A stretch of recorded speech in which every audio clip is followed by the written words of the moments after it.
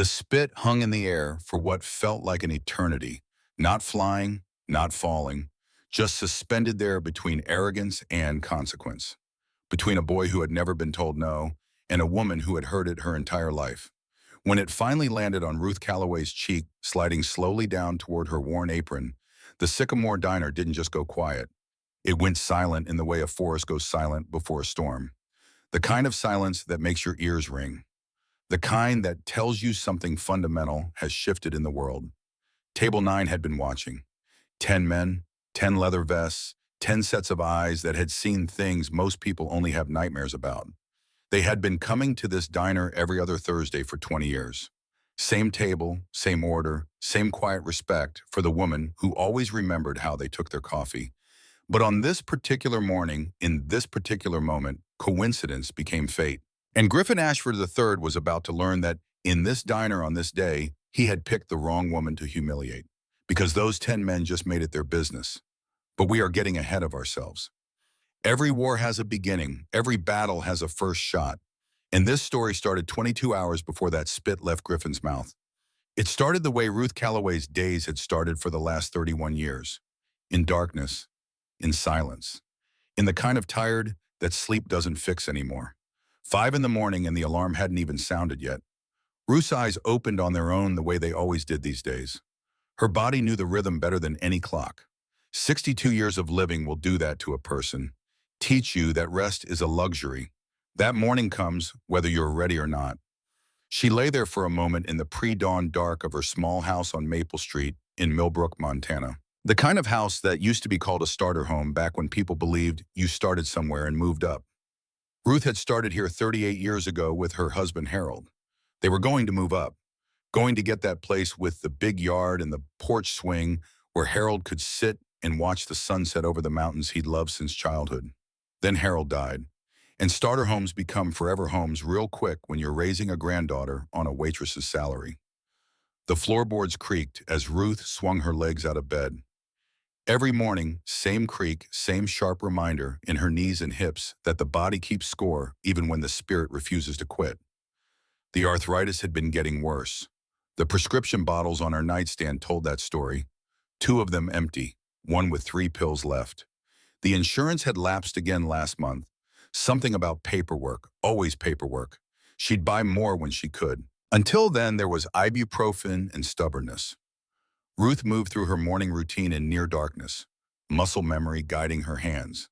Coffee first. Always coffee. The cheap kind that comes in a red can because when you've been drinking it for 40 years, you stop tasting the difference. While it percolated, she laid out Lily's clothes for school. 8 years old, 2nd grade, smart as a whip and twice as stubborn as her grandmother. The child was still asleep down the hall, the only grandchild Ruth had left.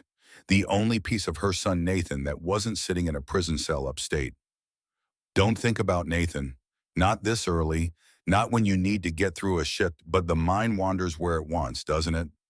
And Ruth's mind wandered to the framed photo on the mantel. Nathan in his high school football uniform. Bright smile, bright future. Before the pills, before the arrest, before he became another statistic in a crisis nobody seems able to stop. Lily stirred as Ruth cracked eggs into a pan. Grandma, small voice, sleep thick, morning baby girl. You got another hour, go back to sleep. Is Daddy coming home soon? The egg sizzled. Ruth's hand didn't shake, couldn't let it shake. Not for this question, not for the 100th time she'd answered it. Soon, honey. He's getting better. You just focus on school. Okay, Grandma, soon. That word doing a lot of heavy lifting. Nathan had 4 more years on his sentence. 4 more years of Lily asking. 4 more years of Ruth lying. But sometimes love looks like a lie that gets a child through the night. Ruth watched Lily curl back into her blanket's thumb, finding her mouth the way it always did when she was worried. 8 years old and already carrying the things an 8-year-old shouldn't have to carry.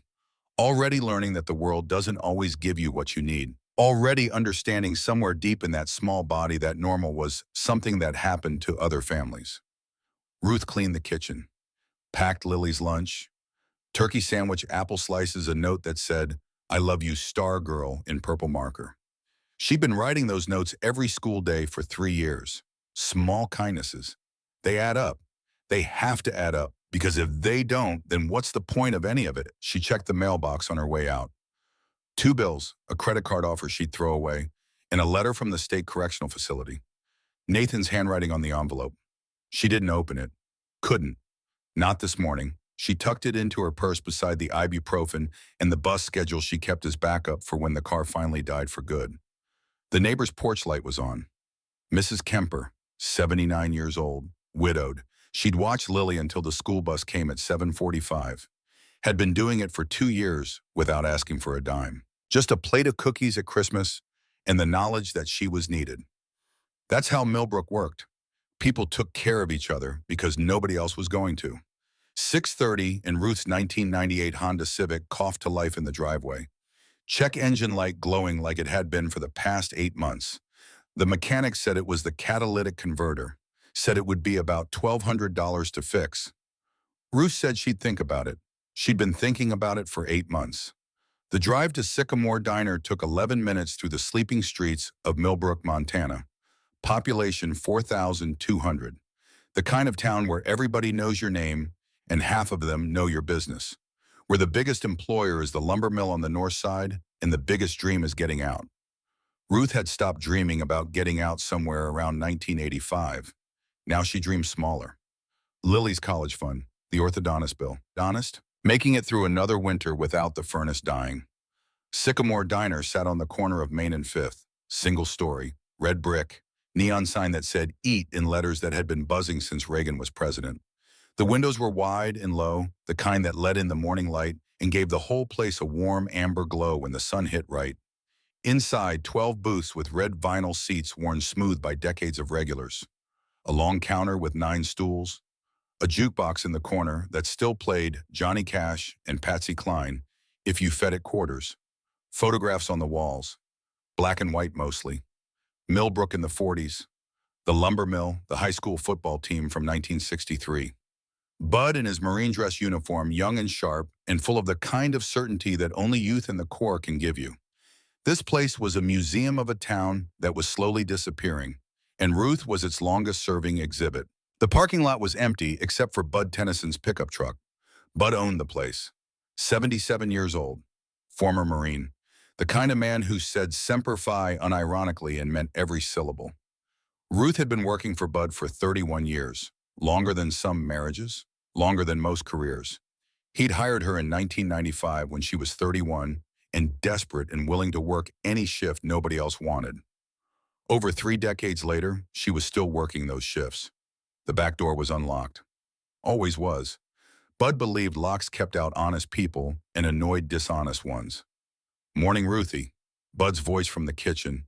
Gravel and cigarettes, though he'd quit smoking 15 years ago. Some things leave a mark. Morning, Bud. Coffee's on. You're a saint.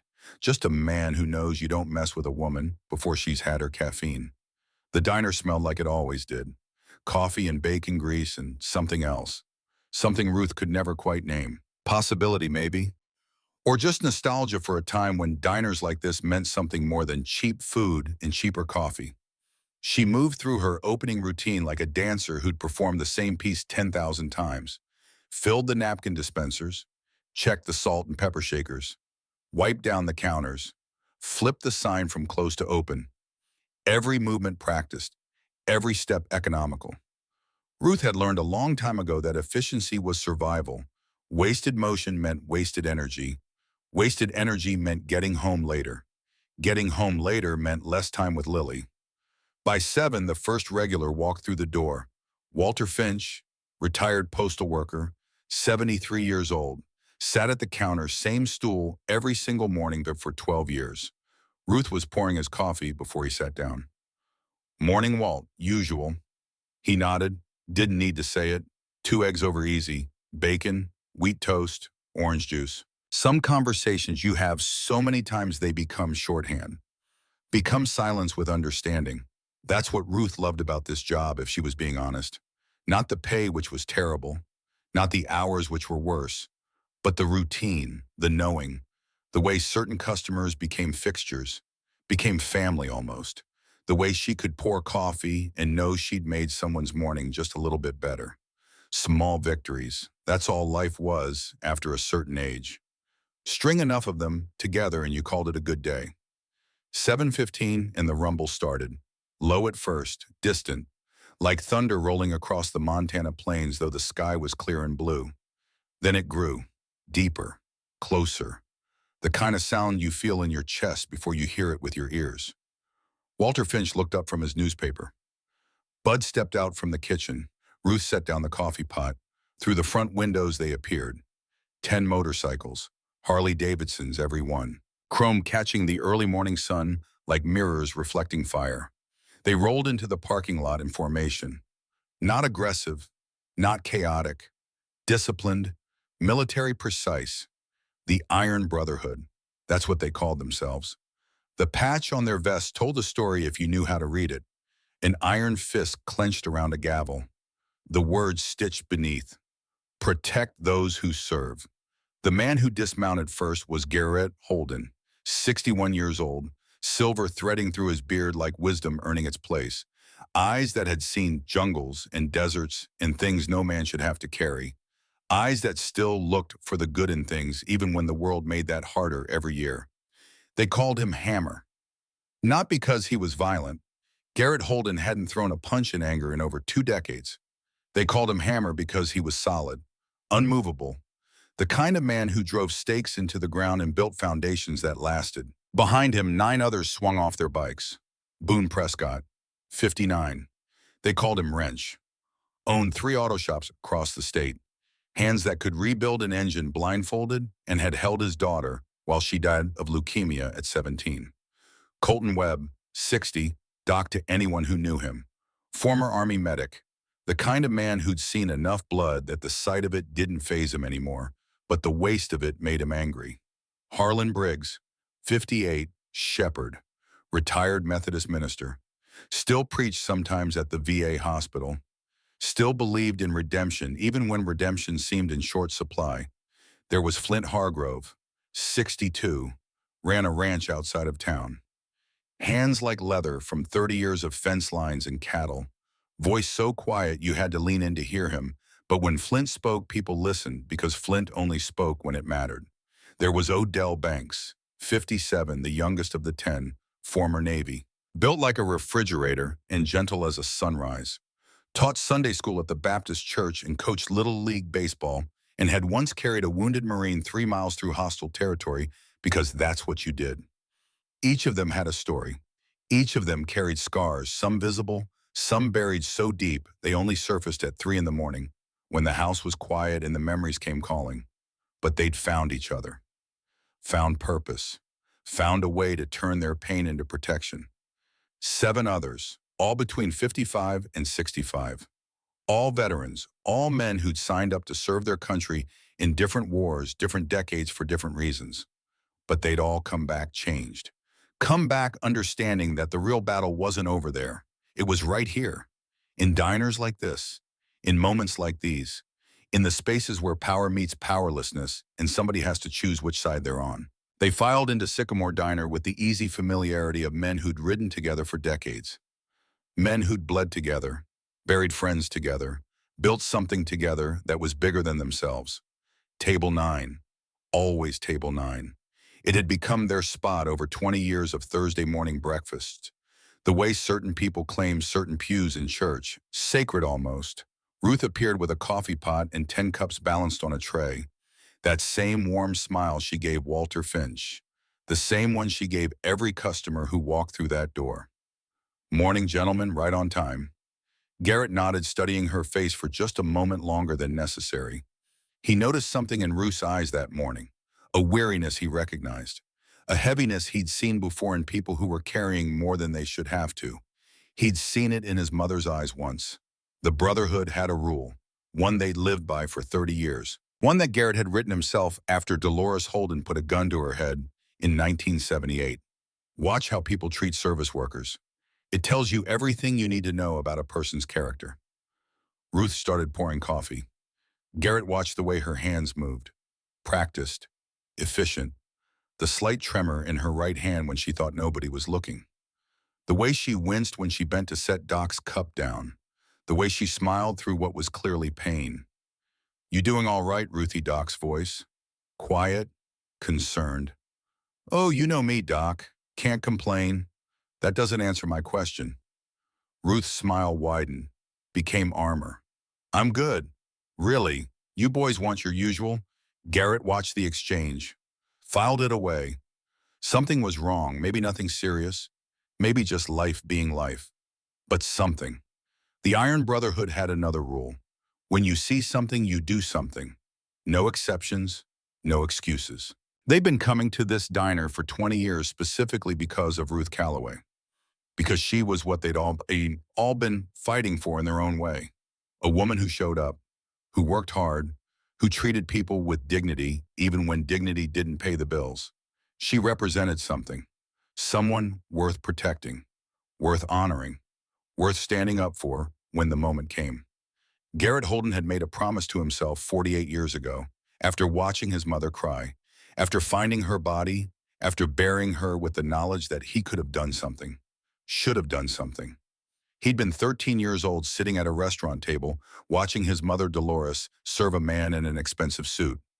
Watching that man treat her like she was nothing, like she was invisible, like she was an inconvenience to his morning. The man had grabbed her wrist when the coffee came too slow, had called her things a 13-year-old boy shouldn't have to hear, said to his mother. Dolores had tried to press charges afterward. Assault. Simple as that. But the man had a lawyer, a young lawyer named Lowell Ashford, 23 years old and already razor sharp. Ashford destroyed Dolores on the stand, made her look like a liar seeking attention, made the jury believe the bruises on her wrist came from somewhere else, got his client off on a technicality. 2 weeks after losing that case, Dolores Holden killed herself, left a 13-year-old boy standing in an empty house with a sound he'd never forget, the sound of silence after a gunshot, the sound of a world rearranging itself around an absence that would never be filled. Garrett found her. That's the part people don't talk about. The part that doesn't make it into the newspaper obituary or the funeral program. A 13-year-old boy walking home from school, backpack over one shoulder, thinking about baseball practice, opening the front door to the smell of copper and gun smoke, and the end of everything he'd ever known. He didn't scream. That's what he remembered most. He didn't scream because screaming meant it was real. And if he stayed quiet, if he just stood there long enough, maybe time would reverse itself and his mother would come walking out of the kitchen with that tired smile and say, "Supper's almost ready. Baby, wash your hands." Time didn't reverse. It never does. It just kept moving forward, dragging Garrett with it through foster homes and anger, and the kind of grief that turns a boy into something harder than a boy should have to be. He joined the Army at 18, not because he loved his country, though he grew to, because he needed structure, needed discipline, needed someone to tell him where to stand and what to do, because the alternative was standing in that doorway forever frozen useless, while the person he loved most in the world bled out on the kitchen floor.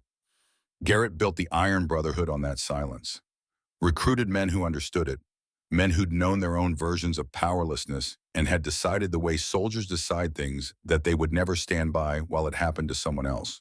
The promise was simple: protect those who can't protect themselves. And on this Thursday morning at 7:45, the moment was about to arrive. The Mercedes pulled into the parking lot like it owned the place, or like it was disappointed it didn't. Sleek, black, the kind of expensive that whispers instead of shouts.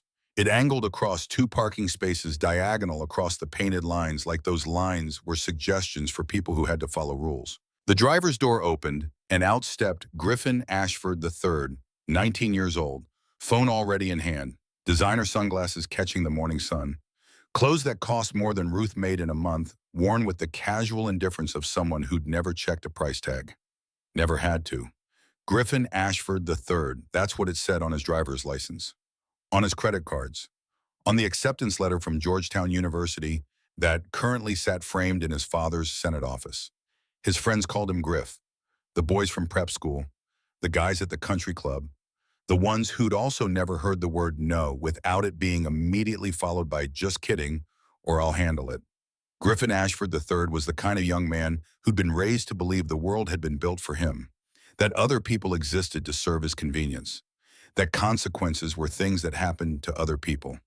His childhood had been a conveyor belt of privilege. Private tutors, summer homes, a car for his 16th birthday that cost more than Ruth's house. Every want met before it could become a need. Every obstacle removed before it could become a lesson. He'd never waited in a line that wasn't cleared for him, never eaten food that wasn't prepared by someone whose name he didn't bother to learn, never looked at a person in a uniform, any uniform, and seen anything other than the function they served for his comfort. He was about to learn different. Griffin pushed through the door of Sycamore Diner without looking up from his phone, didn't acknowledge the other customers, didn't say good morning, just slid into a booth near the window and continued scrolling, his face illuminated by that blue glow, that anywhere but here light. Ruth approached with a menu and that same patient warmth she'd shown everyone else this morning. Morning, honey. Coffee to start. Griffin didn't look up. His thumb kept scrolling. Social media. Something mindless. Something more important than the human being standing next to him. Is it actually good coffee or that burnt diner garbage? Ruth's smile didn't falter. Couldn't afford to let it falter. Not if she wanted to keep this job. Not if she wanted to make rent this month. It's fresh. Made it 20 minutes ago. Whatever. Black. And I need a few minutes with the menu. He waved his hand. Dismissive. The way you wave away a fly. At table 9, Boone set down his fork a little harder than necessary. Colton's jaw tightened. Harlan's eyes closed for just a second the way they did when he was asking God for patience. Garrett watched, said nothing. But he was watching. Ruth returned with the coffee pot, poured carefully. Griffin took one sip and his face twisted like she'd served him motor oil. This is what you call fresh. How long has this been sitting? Just made it like I said. Can I get you? You know what? Forget it. Just bring me egg whites. Whole wheat toast dry. And I want fresh fruit. Not the canned stuff. Fresh. You understand the difference, right? The words weren't just rude. They were calculated. Each one designed to establish a hierarchy. To remind Ruth that he was up here and she was down there. It was a skill Griffin had perfected over 19 years of practice. The art of making people feel small without ever raising your voice or using obvious slurs. Just a tone, an implication, a question mark placed where it would cut deepest. Ruth wrote down the order. Her hand didn't shake. Couldn't let it shake. I'll get that right out. Make sure you do. I'm kind of in a hurry. He said this while continuing to scroll through his phone, making it clear he wasn't in a hurry at all. He just wanted her to feel like her speed mattered to his convenience. At table 9, Garrett set down his coffee cup. The ceramic clicked against the saucer just once, but in that moment it sounded loud. Boone leaned back in the booth, arms crossed, the way a man crosses his arms when he's keeping his hands busy so they don't do something he might regret. Doc's knuckles had gone white around his fork. They'd seen this before. All of them had. The way certain people treated others when they thought nobody important was watching. The casual cruelty that came from never having to see service workers as human beings. Ruth returned to Griffin's table 12 minutes later with his order. Egg whites, whole wheat toast dry, fresh strawberries and melon on the side. Exactly as he'd requested. Griffin looked at the plate like she'd delivered something scraped off the bottom of a dumpster. He poked at the egg whites with his fork. His face showed theatrical disgust. These look runny. They're scrambled egg whites, just like you. I didn't say scrambled. I wanted them folded like an omelet, but without the yolk. And this toast? He held up the bread like evidence in a trial. This is barely warm. I said I wanted it toasted. Ruth's voice stayed level. Professional.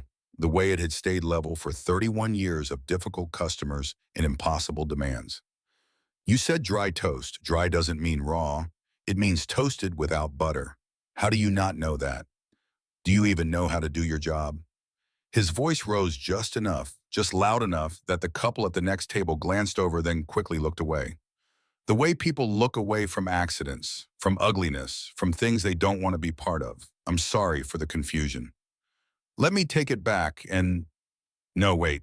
Griffin picked up his phone, opened the notes app, started typing like he was documenting evidence. Let me spell this out for you, since this seems complicated. I want egg whites folded, not scrambled. I want toast that is actually toasted. Whole wheat, no butter, no jam, nothing on it. I want the fruit on a separate plate, not touching anything else. Do you think you can handle that, or should I draw you a picture? Ruth took the plate. Her hands were steady, but her voice was quieter now. Smaller. I'll get that fixed right away. She walked back to the kitchen. Bud was already remaking the order. He'd heard everything. The whole diner had heard everything. Want me to handle this, Ruthie? No, Bud. I got it. It's fine. But it wasn't fine. Ruth could feel something building in her chest, something that felt like tears but tasted like anger. 31 years of this, 31 years of smiling through it, 31 years of being treated like she was less than human because she brought people food for a living. Usually she could handle it, usually she could let it roll off. But this morning, with the arthritis screaming in her knees and the empty prescription bottles and Lily asking when Daddy was coming home this morning, it was harder. At table 9, Harlan was praying, actually praying, lips moving silently the way he prayed before they rolled into combat zones. Boone had his phone out recording, just in case. Doc was watching Ruth's face when she came back out with the second order, watching the way she was holding herself together with spit and determination. Colton Webb had been a medic for 22 years. He'd seen men hold their guts in with their bare hands and still crack jokes. He'd seen women walk on broken legs to get their children to safety. He knew what barely holding on looked like. Ruth was barely holding on. 15 minutes passed. The kitchen remade Griffin's order exactly to his specifications. Ruth carried it out, set it down, and before she could even step back, Griffin cut into the eggs. His face transformed, theatrical disgust becoming theatrical rage. Are you kidding me right now? His voice cut through the diner's morning chatter like a knife through silk. Every conversation stopped. Every fork paused halfway to every mouth. This is exactly the same thing you brought me before. Sir, I promise you, we remade everything in exactly. Don't call me sir like that's going to fix your incompetence. Griffin stood up abruptly. Suddenly he was towering over Ruth. 6 feet tall, athletic from tennis lessons and personal trainers, using every inch of that height to make her feel small. Ruth Calloway was 5'4", 62 years old, running on 5 hours of sleep and the weight of a world that hadn't been kind. She'd buried a husband. She'd lost a son to prison. She was raising a child on tips and prayers. And she was standing in front of a boy half her age who was using everything he had, his height, his money, his name, his youth, to make her feel like nothing. This is garbage. Absolute garbage. I don't know what kind of place you think you're running here, but this is unacceptable. He picked up the plate, slammed it down on the table. The crash echoed, eggs scattered, toast broke. Fruit rolled onto the floor. The diner went silent, not quiet, silent. The difference between those two things is a canyon. Ruth stood there frozen. For just a moment, the professional mask slipped. For just a moment, she was just a tired woman being humiliated in front of everyone she'd served for 3 decades. Let you get me what? Another round of food poisoning. Griffin's voice dripped with contempt now. Each word chosen carefully. Each syllable designed to wound. You know what your problem is? People like you think showing up and doing the bare minimum is worth something. This is why you work in a place like this. This is why you'll always work in places like this. You're not good enough for anything better. At table 9, Boone's knuckles went white around his coffee cup. Colton set down his fork with a click that sounded like a gunshot. Harlan stopped praying and started watching. Really watching. Garrett Holden's entire body had gone still. The way a predator goes still before it moves. But Ruth spoke first, her voice barely above a whisper. I apologize. I can offer you something else. Or if you'd prefer, there's no charge for... Do you know who my father is? Griffin's voice turned cold now. Dangerous in a different way. The way a threat is dangerous when it's backed by power. Senator Lowell Ashford. One phone call and this whole place shuts down. One phone call and you're out of whatever pathetic job this is. So maybe you should think really carefully about how you handle this next part. He stood there waiting, expecting her to crumble, to apologize more, to make it right. Ruth walked back to the kitchen. Her hands were trembling now, not slightly, visibly. The tremor she'd been hiding all morning was out in the open. Bud saw it, moved to intercept. Ruthie, let me... No, Bud, I got it. It's fine. But her voice cracked on the word fine and everyone heard it. She remade the order herself this time, hands shaking, eyes burning with tears she refused to let fall. Because if she cried, she lost. If she cried, Griffin won. If she cried, every difficult customer for the last 31 years won. Every man who'd snapped his fingers at her. Every woman who'd complained about the temperature of the soup. Every teenager who'd left a mess and no tip. Every person who'd looked through her like she was made of glass. Bud stood beside her, didn't say anything, just stood there. The way a Marine stands beside another Marine when the shelling starts. Present, steady, refusing to leave. So she didn't cry.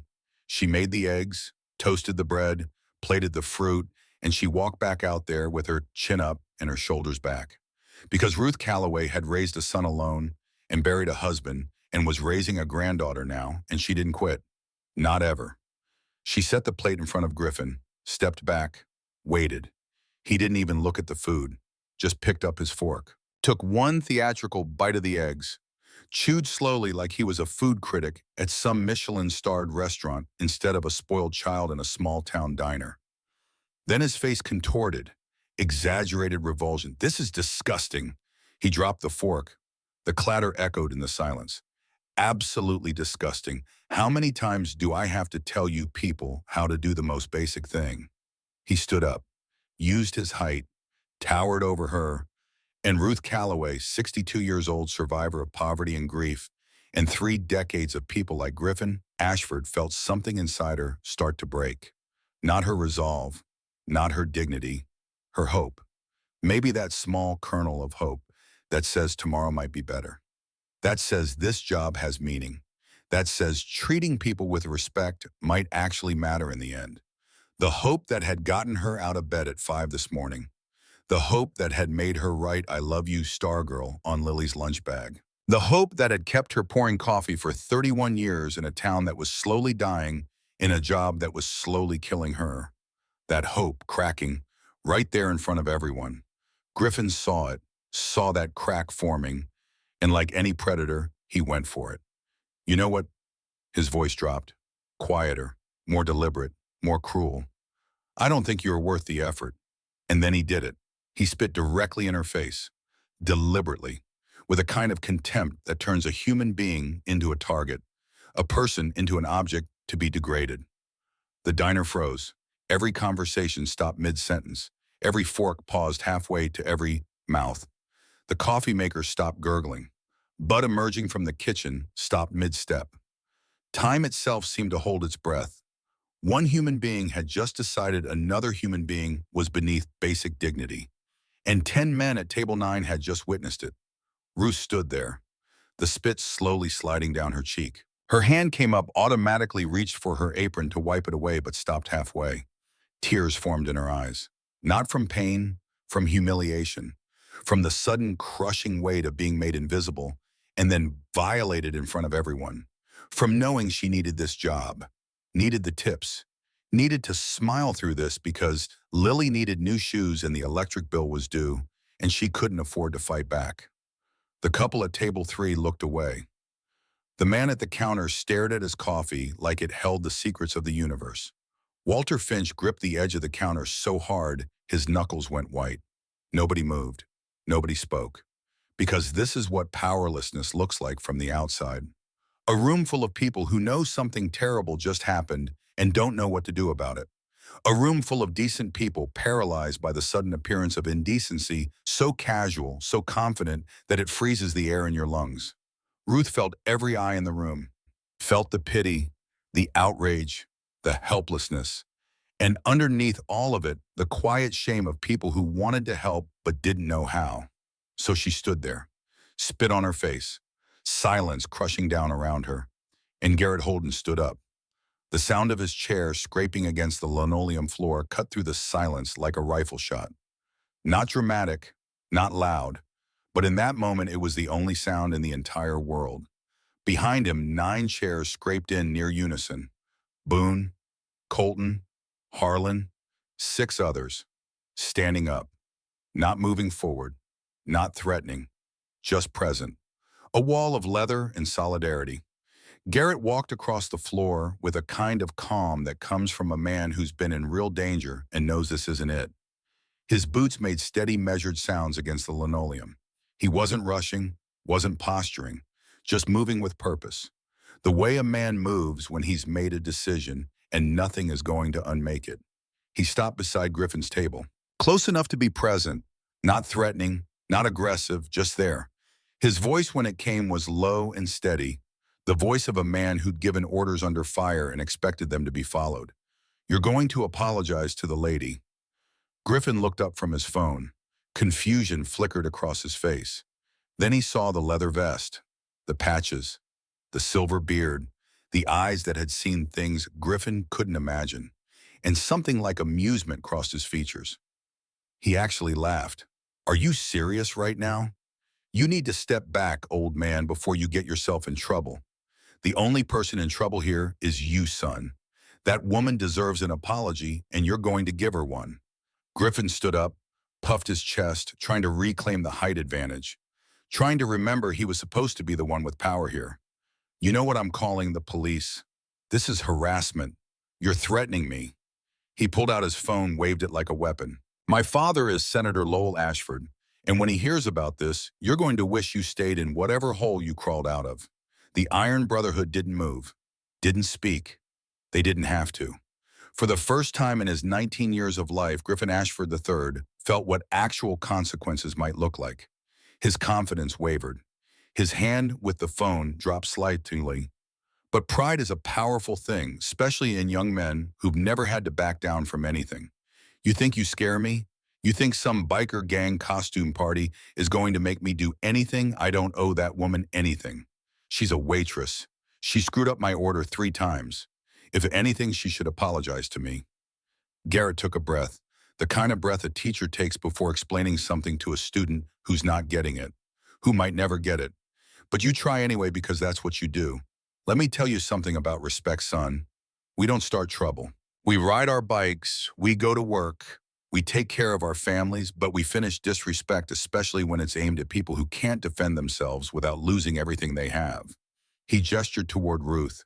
She was still standing there, frozen, the spit now wiped away with her apron, but the stain of it still visible on her cheek, still visible in her eyes. "That woman has more dignity in her exhausted smile than you'll have in your entire life. And you spit on her in front of everyone like she's nothing. She is nothing." The words came out before Griffin could stop them. Automatic, reflexive, the kind of thing you say when you have been raised to believe it so thoroughly you don't even question it anymore. "Then we have a problem." Garrett's tone didn't change, but something in the air shifted. Griffin moved toward the door, trying to end this on his terms, trying to walk away with some shred of control.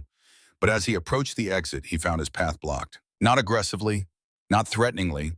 Boone and Colton were just standing there near the door, existing in the space Griffin needed to occupy. "Excuse me," Griffin's voice tight. They didn't move. Behind the counter, Bud Tennyson picked up the phone.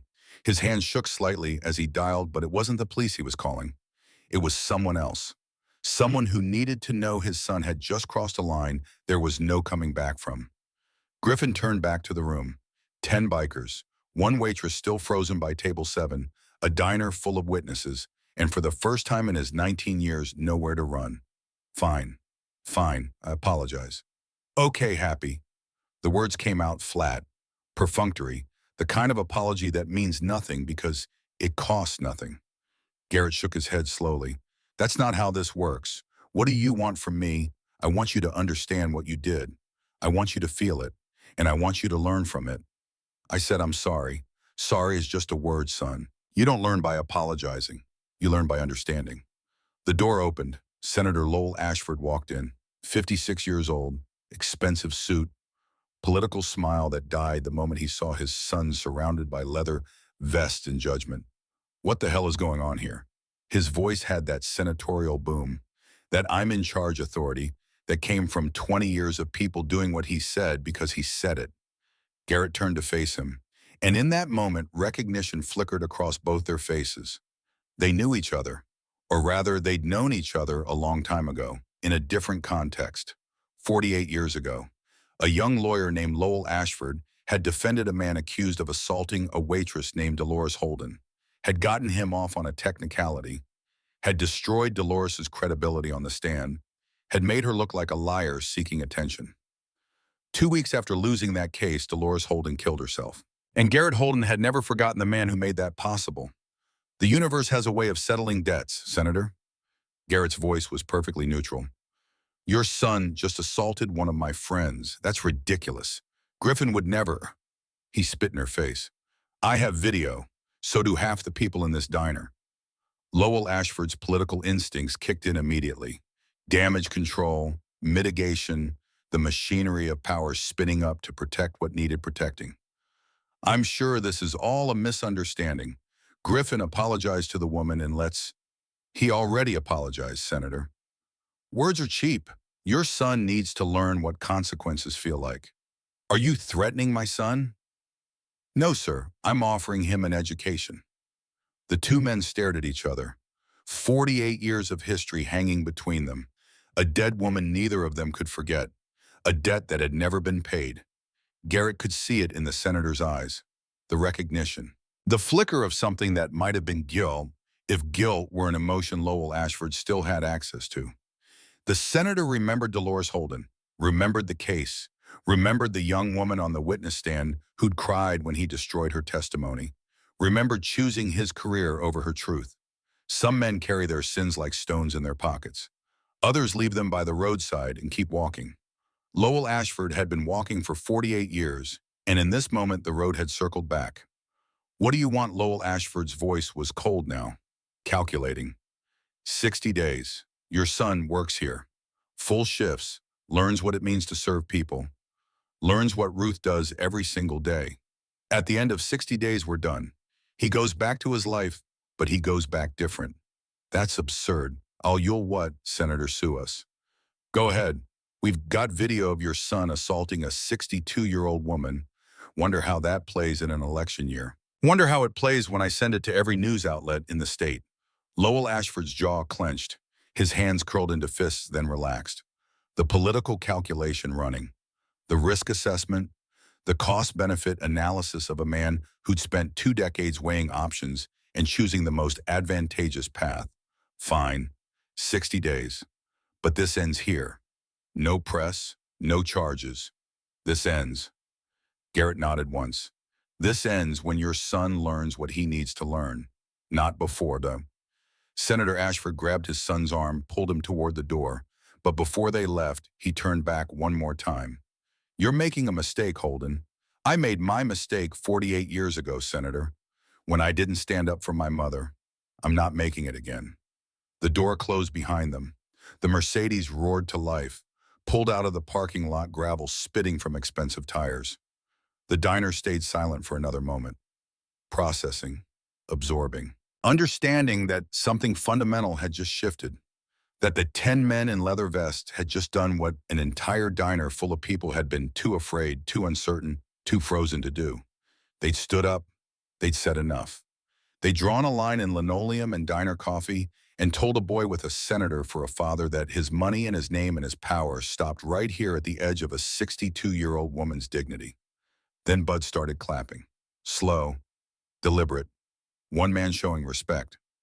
Walter Finch joined in, then the couple at table 3, then everyone. A small diner full of regular people showing Ruth Calloway what Griffin Ashford had never understood. That dignity isn't given, it's claimed, and sometimes it's defended. Ruth stood there, tears finally falling, but not from humiliation anymore, from something else, something that felt like being seen, like mattering. Garrett walked over to her, gently, carefully, the way you approach someone who's been hurt. You okay, Ruthie? She nodded. Couldn't speak yet. You didn't deserve that, any of that. Thank you. Barely a whisper. Nothing to thank me for. That's just what family does.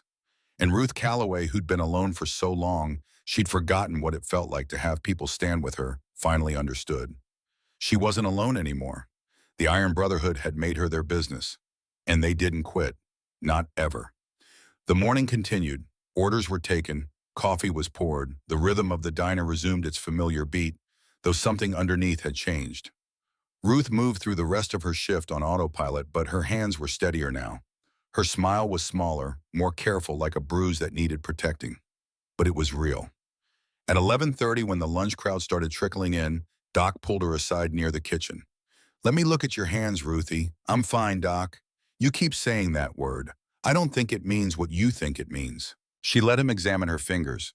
He saw the swelling, the redness, the way her knuckles had started to curl inward. "You need to see someone about this arthritis, Ruthie. This is getting serious, I know." When the insurance gets sorted, Doc reached into his vest pocket, pulled out a card. "A doctor at the VA clinic. Friend of mine. He'll see you." "No insurance needed." Ruth looked at the card, looked at Doc, felt something warm spread through her chest that had nothing to do with coffee. "Thank you, family Ruthie. That's what we do." But standing in that diner, wiping tears from her face while the morning sun streamed through windows that needed cleaning and the coffee grew cold in cups nobody was drinking, Ruth felt something else stir beneath the gratitude. Something quieter, something that had nothing to do with Griffin Ashford or the brotherhood or the applause that was already fading into the awkward shuffle of people returning to their breakfast. She felt a question forming, one she wouldn't be able to ask for weeks yet, one that would change everything. Because in that moment, as her hands stopped shaking and her breathing steadied, Ruth Calloway remembered something. A detail from years ago, a letter from the Veterans Affairs Office, a number on a form that hadn't made sense at the time, a denial code on Harold's treatment authorization that she'd filed away in a shoebox in her closet because the grief was too fresh and the paperwork too cruel, and she'd had a granddaughter to raise and a life to hold together.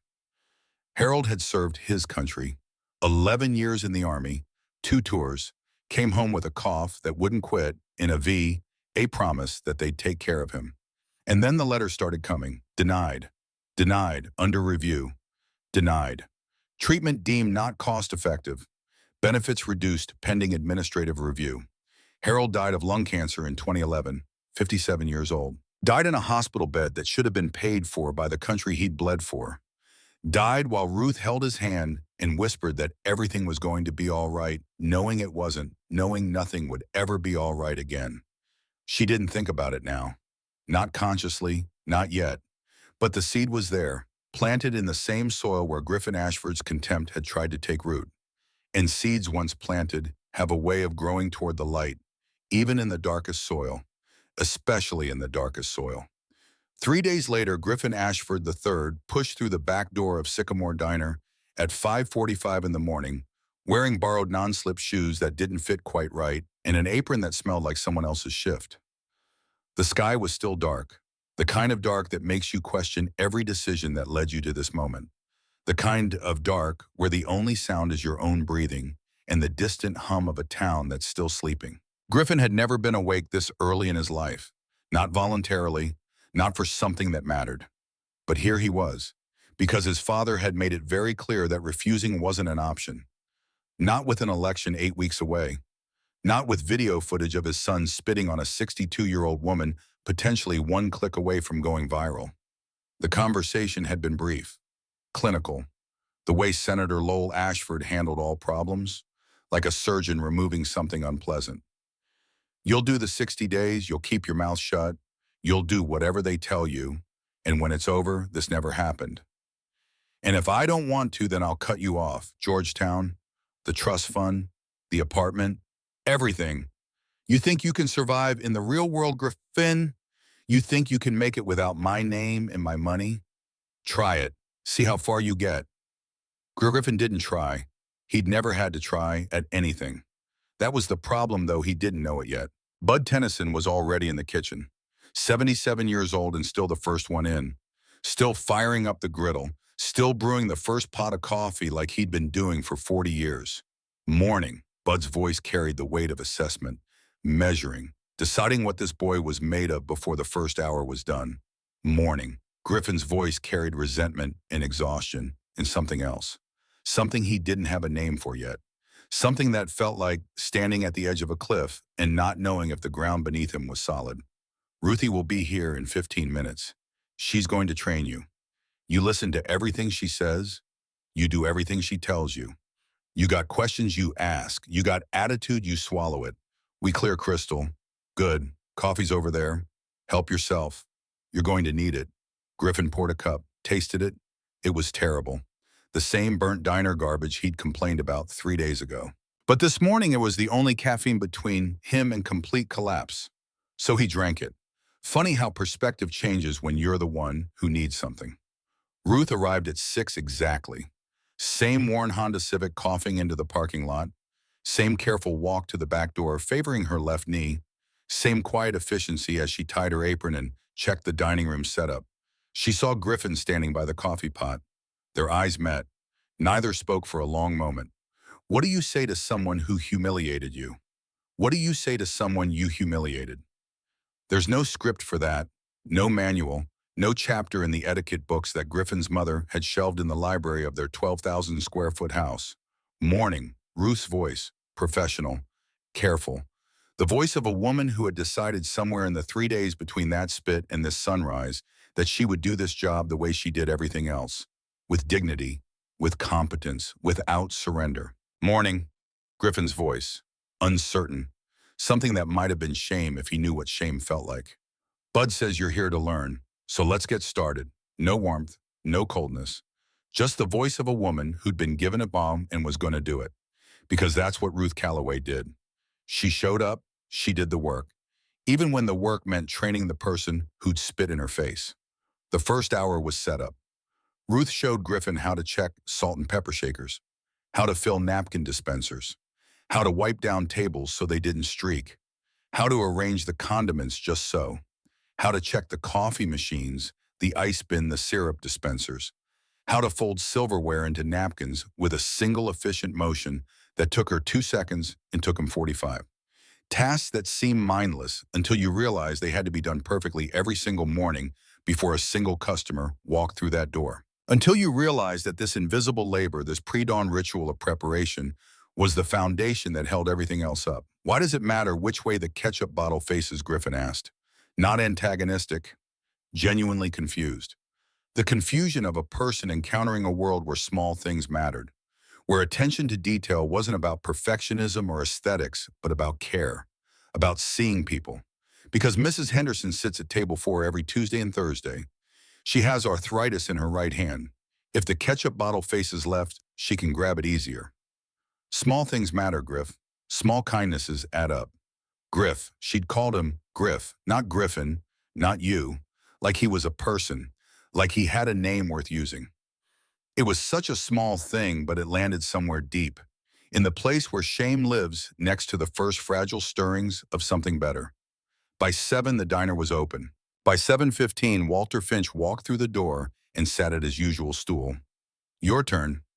Ruth handed Griffin a coffee pot. Go pour Mr. Finch his coffee. Just like that. Just like that. Left hand under the pot, right hand on the handle. Pour smooth. Don't fill it all the way to the top. Leave room for cream. Griffin walked over. The coffee pot felt heavier than it should have. Or maybe his hand was shaking. Maybe both. Morning, Mr. Finch, coffee. Walter looked up, recognized him. Griffin saw it happen, saw the moment this retired postal worker remembered the scene from 3 days ago, saw judgment form and settle like dust on a shelf. You the Ashford boy. Not a question, a statement. Yes, sir. You here to learn, or you here because Daddy made you? Griffin opened his mouth. The automatic lie was right there. The easy answer that would smooth this over. But something stopped him. Maybe exhaustion. Maybe the way Ruth was watching from across the counter. Maybe something else entirely. Something that had started cracking 3 days ago and hadn't stopped. Both, I think. Walter studied him for a long moment, then held out his cup. Then let's see if you can pour coffee without making a mess of it.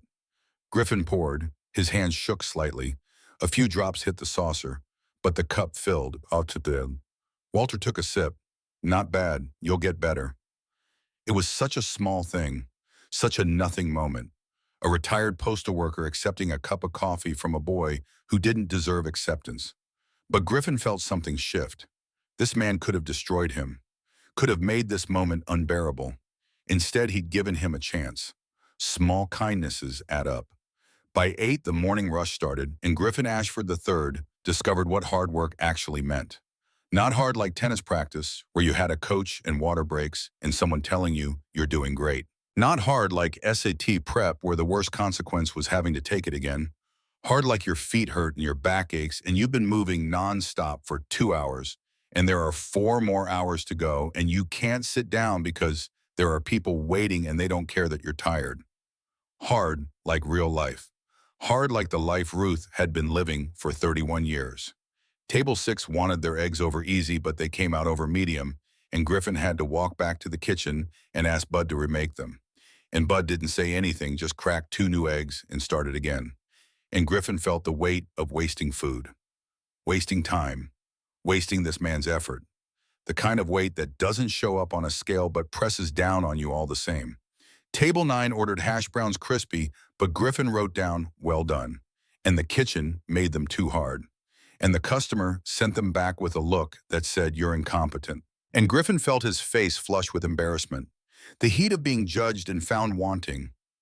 A sensation so unfamiliar it took him a moment to even name it. Table 12 wanted decaf.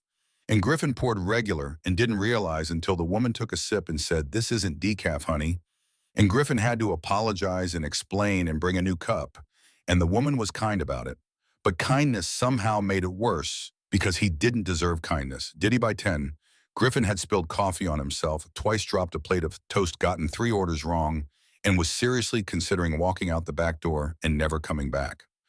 Ruth appeared beside him at the coffee station. Quiet, steady. "You're doing fine." "I'm doing terrible." "You're doing fine for day one." "Everybody's terrible on day one." "How long did it take you to get good at this?" Ruth smiled, small, sad almost, the smile of a woman who'd earned every line on her face. 31 years. Still learning. She walked away before he could respond, but the words stayed with him. 31 years. This woman had been doing this job longer than he'd been alive, and she was still learning, still trying, still showing up. What the hell had he been doing with his 19 years? The lunch shift came. More customers, more orders, more opportunities to screw up. And Griffin screwed up plenty. But he also started to notice things. The way Ruth moved through the dining room like water. Efficient, purposeful, never wasting a step. The way she remembered everyone's names, everyone's orders, everyone's preferences. The way she smiled at the rude customers with the same warmth she gave the kind ones. Because the smile wasn't about them, it was about her. About choosing kindness even when kindness wasn't returned. That afternoon, between the lunch rush and the quiet hours before dinner, Griffin found himself wiping down table 4. Mrs. Henderson's table. He turned the ketchup bottle so the label faced left. Didn't think about it. Just did it. Ruth saw it from across the room. Didn't say anything. But she noticed. The days ground on, each one a little easier, each one a little harder. Easier because the mechanics improved. Harder because the understanding deepened. Griffin started to learn things that no prep school, no country club, no senator's dinner table had ever taught him. He learned that Ruth took the bus to work now because her car had finally died. That she woke up at 4:30 to make the 5:15 bus. That the bus stop was 7 blocks from her house, and there was no shelter, just a sign and a bench. And when it rained, she stood there and got wet, because that's what you did when you couldn't afford alternatives. He learned about Lily, 8 years old, smart, stubborn, drawing pictures of families with a father in them, even though her father was in a cell upstate. Ruth kept those drawings in her apron pocket, pulled them out sometimes during slow moments, looked at them with an expression that Griffin couldn't name but recognized. The expression of someone holding something precious and fragile and knowing that at any moment it might break. He learned about Nathan, Ruth's son. Not the details, not yet, but the weight of it. The way Ruth's face changed when the phone rang at certain times. The way she'd excuse herself, step into the storage room, talk in whispers, come back with red eyes and steady hands. The discipline of a woman who'd learned to cry where nobody could see and work where everyone could. He learned that Bud Tennyson had served 2 tours overseas, that he'd opened this diner with money from his GI Bill, because he wanted to create a place where everyone was welcome, where service workers were treated with dignity, where the food was honest and the coffee was hot and nobody had to pretend to be something they weren't. He learned that the Iron Brotherhood came every Thursday not just for coffee, but to check on Ruth, to make sure she was okay, to be the family she didn't have anymore. They'd been doing it for 20 years, 20 years of consistency, the kind of loyalty that doesn't announce itself but just exists steady and sure, like the mountains that ringed Millbrook on every side. He learned that the world was full of people who showed up every day and did hard things and never complained. Because complaining was a luxury they couldn't afford. And he learned that he'd been one of the people making their lives harder. By the end of the first week, Griffin had learned how to pour coffee without spilling, how to carry 3 plates at once, how to smile at rude customers even when he wanted to scream. He'd also lost 4 pounds, developed blisters on both heels, and slept deeper than he'd ever slept in his life. The sleep of the genuinely exhausted. The sleep of someone who'd actually used their body for something other than tennis and leisure. Week 2 started the same as week 1. 5:45. Borrowed shoes, Ruth's patient instruction, the morning rush, the mistakes, the small improvements. But on Thursday of week 2, everything changed. The Iron Brotherhood rolled into the parking lot at 7:15. Same as always.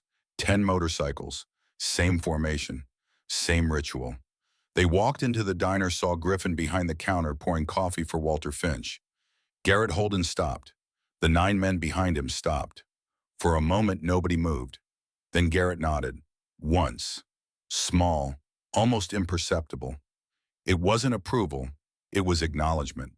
You're still here. You're still trying. Morning Hammer, Griffin's voice uncertain but genuine. Morning Griff, coffee ready? Yes, sir. Just made it. Then let's see what you got. Griffin approached table 9 with a coffee pot and 10 cups.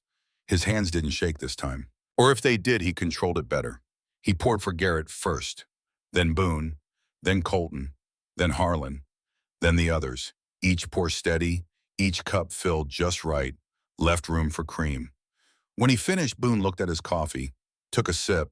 Not bad, kid. Not bad at all. It was the first time any of them had acknowledged him as anything other than the enemy.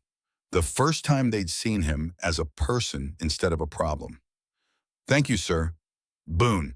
Call me Boone. We don't do sir around here. Over the next week, something unexpected happened. The Brotherhood started teaching him.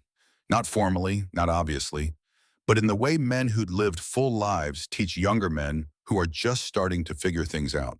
Through stories, through example, through the quiet patience of people who remember what it was like to be lost. Boone showed him how to fix the diner's broken ice machine. Taught him that most things that seem complicated are just a matter of patience and the right tools. That knowing how to fix things with your hands gives you a different kind of confidence than knowing how to argue or negotiate or buy your way through problems. See this, Boone pointed to a loose belt. Whole machines down because of one small part. Life's like that, kid. Small things matter. Take care of the small things. The big things take care of themselves. Colton, the former medic they called Doc, showed him basic first aid. How to wrap an ankle, how to treat a burn, how to stay calm when someone's bleeding. Panic kills more people than injuries. You learn to control your fear. You can save lives. You let your fear control you. You become part of the problem. Harlan, the retired minister they called Shepherd, taught him something different, something harder. You know what repentance is, Griff? They were cleaning up after the lunch shift. Griffin was scrubbing tables. Harlan was sweeping. Saying you're sorry. No, that's apology. Repentance is changing direction. It's not just feeling bad about what you did. It's becoming someone who wouldn't do it again. How do you know when you've changed enough? You don't. You just keep changing, keep trying, keep becoming. That's all any of us can do. But it was Tuesday of week 3 that cracked Griffin open. At 1:30 in the afternoon, a man walked into the diner. Mid-60s, wearing a veteran's cap, moving with the careful stiffness of someone whose body had been through things and remembered every one of them. He looked at Griffin. Recognition flickered. Then something harder. Something that went beyond anger into a territory Griffin had never seen in another person's eyes before. Territory that looked like grief wearing the mask of composure. Ruth saw it, started to move in that direction, but the man held up his hand. I got table 7, Ruthie. I want the boy. Griffin walked over. Something in his chest tightened. He knew this feeling now, the feeling of facing something you'd done and couldn't undo. What can I get you, sir? The man stared at him long enough that Griffin wanted to look away, but he didn't. Couldn't, because looking away would be hiding, and hiding was what the old Griffin did. The Griffin who pretended things didn't happen. The Griffin who let other people clean up his messes. You know who I am? No, sir. Emmett Dawson. You knew my son, Jared. The name hit Griffin like a physical blow. Jared Dawson, sophomore year, the kid who'd tried to join their friend group at Wharton Prep. The kid Griffin had decided wasn't good enough, wasn't cool enough, wasn't wealthy enough. The kid Griffin and his friends had made miserable for 8 months. The texts, the social media posts, the lunch table exile, the party where they'd invited him just to humiliate him in front of everyone. The kid who'd transferred schools. The kid who'd killed himself 18 months ago. Griffin's mouth went dry. Mr. Dawson, I coffee. Black. Pancakes. Bacon. That's what I want. That's what you are going to get me. And you're going to do it with a smile because that's what service workers do. They smile even when they want to scream, even when they want to tell you exactly what they think of you. They smile because it's their job. Emmett's voice was perfectly level, perfectly calm, and absolutely devastating. The voice of a father who had buried his son and carried that burial in every word he spoke and every step he took for 18 months of mornings that shouldn't have been morningless. Yes, sir. Griffin walked to the kitchen. His hands were shaking, really shaking. He gave Bud the order. Bud looked at him, saw something. You all right, kid? That man's son. I knew him. I wasn't good to him. Bud didn't say anything, just started making the pancakes, but his silence felt like judgment. Maybe because it was. The silence of a man who'd served his country and come home and built something honest with his hands and couldn't understand how one person could destroy another for sport. Griffin brought out the food, set it down carefully. Emmett didn't look at it. You remember my boy? Yes, sir. You remember what you did to him? Yes, sir. You know why he killed himself? Griffin couldn't speak, couldn't move. The diner seemed to narrow around him, the sounds fading, the light dimming, just him and this father and the ghost of a boy he'd helped destroy. Depression. That's what the doctor said. Chemical imbalance. Might have happened anyway. But you didn't help, did you? You and your friends, making him feel like he wasn't worth the air he breathed. Mr. Dawson, I'm so don't. Emmett's voice sharp as a blade. Don't apologize. Apologies are words. Words are cheap. You want to make this right? You can't. My son is dead. Nothing makes that right. But you can learn. You can change. You can become someone who doesn't destroy people for entertainment. He picked up his fork, cut into the pancakes, took a bite. These are good. Tell the cook I said so. Griffin stood there, frozen, not knowing if he was dismissed, not knowing what to say, not knowing anything anymore except that the world he'd been living in, the world of privilege and consequence-free cruelty, had been built on a foundation of other people's suffering. Mr. Dawson. Emmett looked up, and something in his eyes had changed. Still hard, still hurt, but something else too. Something that looked like the decision to try by, the decision to believe in something his heart couldn't quite accept, but his son's memory demanded. My son was kind. Even when you weren't, even when nobody was. He believed people could change. I'm not sure I believe that, but I'm here because Jared would have wanted me to give you a chance. So I'm giving you one. Don't waste it. Griffin walked away. Made it to the kitchen, leaned against the wall, felt something breaking inside him. Something that had needed to break for a long time. The shell of entitlement, the armor of indifference. The story he'd been telling himself his entire life, that what he did to other people didn't matter because other people didn't matter. Jared Dawson had mattered to his father, had mattered to whoever had loved him, had mattered to the world in ways Griffin would never know because Griffin had helped erase him from it. Ruth found him there 10 minutes later, leaning against the wall, eyes red, hands clenched. You okay? No. Want to talk about it? I don't deserve to talk about it. Ruth was quiet for a moment. She looked at this boy, this young man who had spit in her face 3 weeks ago, who had called her nothing, who had used his height and his money and his name to make her feel like the floor he was standing on. And she saw something she recognized. She saw Nathan. Before the drugs, before the prison, before the choices that turned a bright-eyed boy into a statistic. She saw the moment where a person stands at the crossroads between who they've been and who they might become, and the ground beneath both paths is shaking. Griff, I don't know what you did before you came here. I don't know what kind of person you were.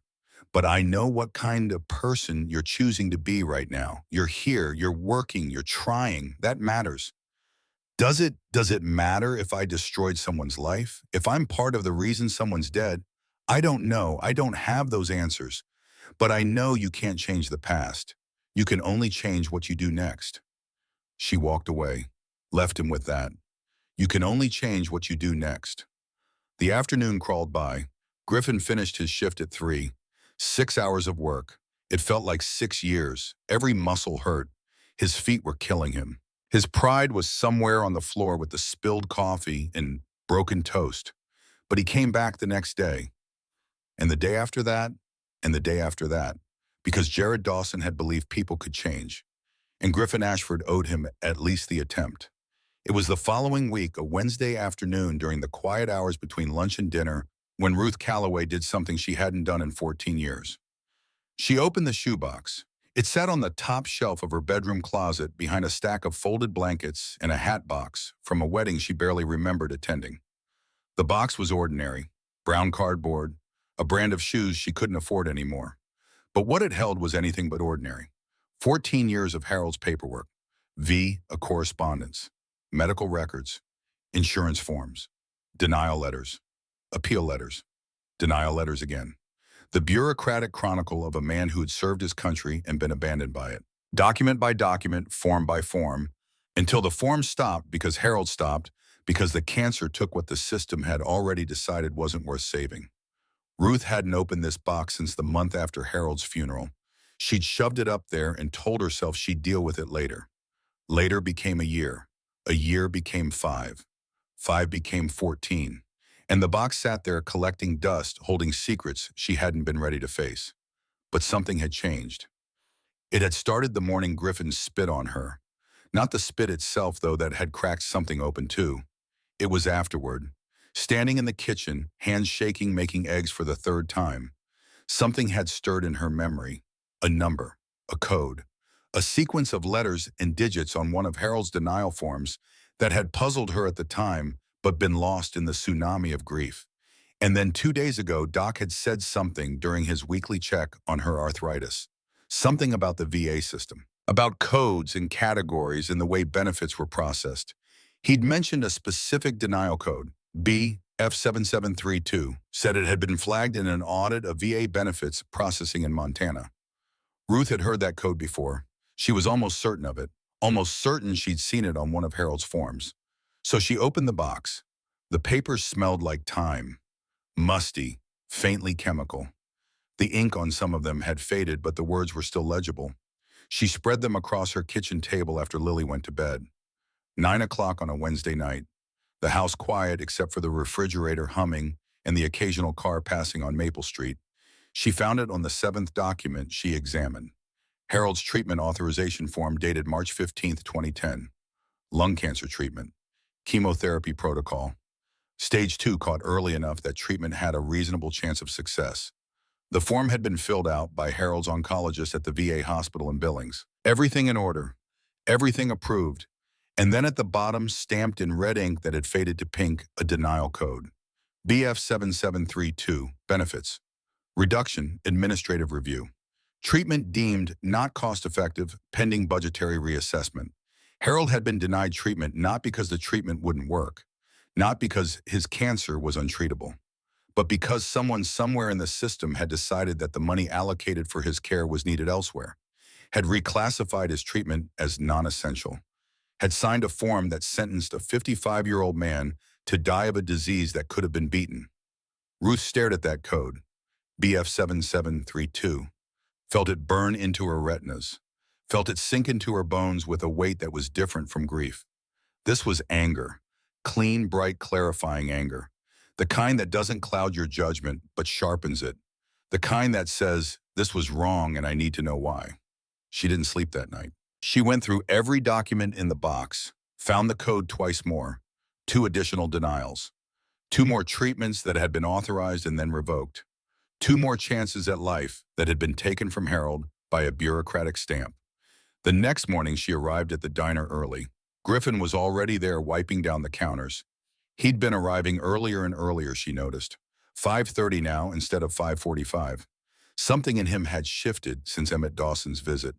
A quietness, a determination, the look of a pigeon who decided to earn something instead of expecting it. Morning Ruthie, morning Griff. She went through her opening routine, filled the dispensers, checked the shakers, flipped the sign, but her mind was elsewhere, on a code, on a number, on a dead husband in a system that had failed him. At 7:15, the brotherhood arrived. Ruth waited until they were settled at table 9. Until the coffee was poured and the orders were taken and the morning ritual was complete. Then she pulled Doc aside.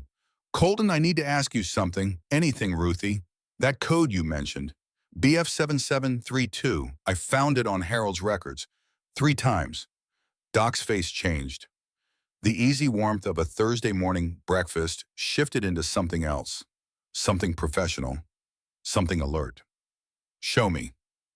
Ruth pulled the documents from her bag. She'd made copies at the library the night before. Fed quarters into the machine while the librarian pretended not to notice the tears on her face. Doc studied the forms, his eyes narrowing. His medic's training kicking in, reading the clinical language, parsing the bureaucratic codes, translating the alphabet soup of government healthcare into human terms. "Ruthie, this code. It's not standard VA procedure. I've never seen it used for treatment denial before. This is a budget reallocation code. It's used when funds are moved from one program to another, not for individual patient treatment decisions." "What does that mean?" "It means someone used a financial code to deny Harold's medical care. That's not how it works. That's not how it's supposed to work." Doc looked at the forms again, looked at Ruth, made a decision. "I'm going to make some calls. I know people at the VA in Billings, people I served with, people who will tell me the truth." Ruth nodded, felt something building in her chest, something that was bigger than grief, bigger than anger, something that felt like purpose. Over the next 2 weeks, while Griffin continued his education in humility and coffee pouring, Ruth Calloway quietly, methodically, stubbornly began investigating her husband's death. She didn't tell Griffin, didn't tell Bud, didn't tell Garrett. Not yet. This was hers. Harold was hers. The truth of what happened to him was hers to find. Doc made his calls, pulled records, talked to former colleagues at the VA. What he found made his hands shake, and Colton Webb's hands hadn't shaken since a firefight outside Kandahar in 2003. The BF7732 code had been applied to 412 veteran patients in Montana between 2008 and 2015. 412 veterans whose treatment had been authorized by their doctors and then denied by an administrative override that used a budget code instead of a medical code. 87 of those veterans had died. Harold Calloway was number 63. Ruth sat at her kitchen table with the evidence spread before her. It was 11 at night. Lily was asleep. The house was quiet. And Ruth Calloway, 62 years old waitress, grandmother widow, felt the shape of something monstrous forming in the documents before her. Someone had stolen money meant for veterans, had rerouted it through budget codes and administrative overrides, had turned medical care into a line item that could be erased with a stamp. 87 people had died. Her Harold had died. She didn't know who was responsible.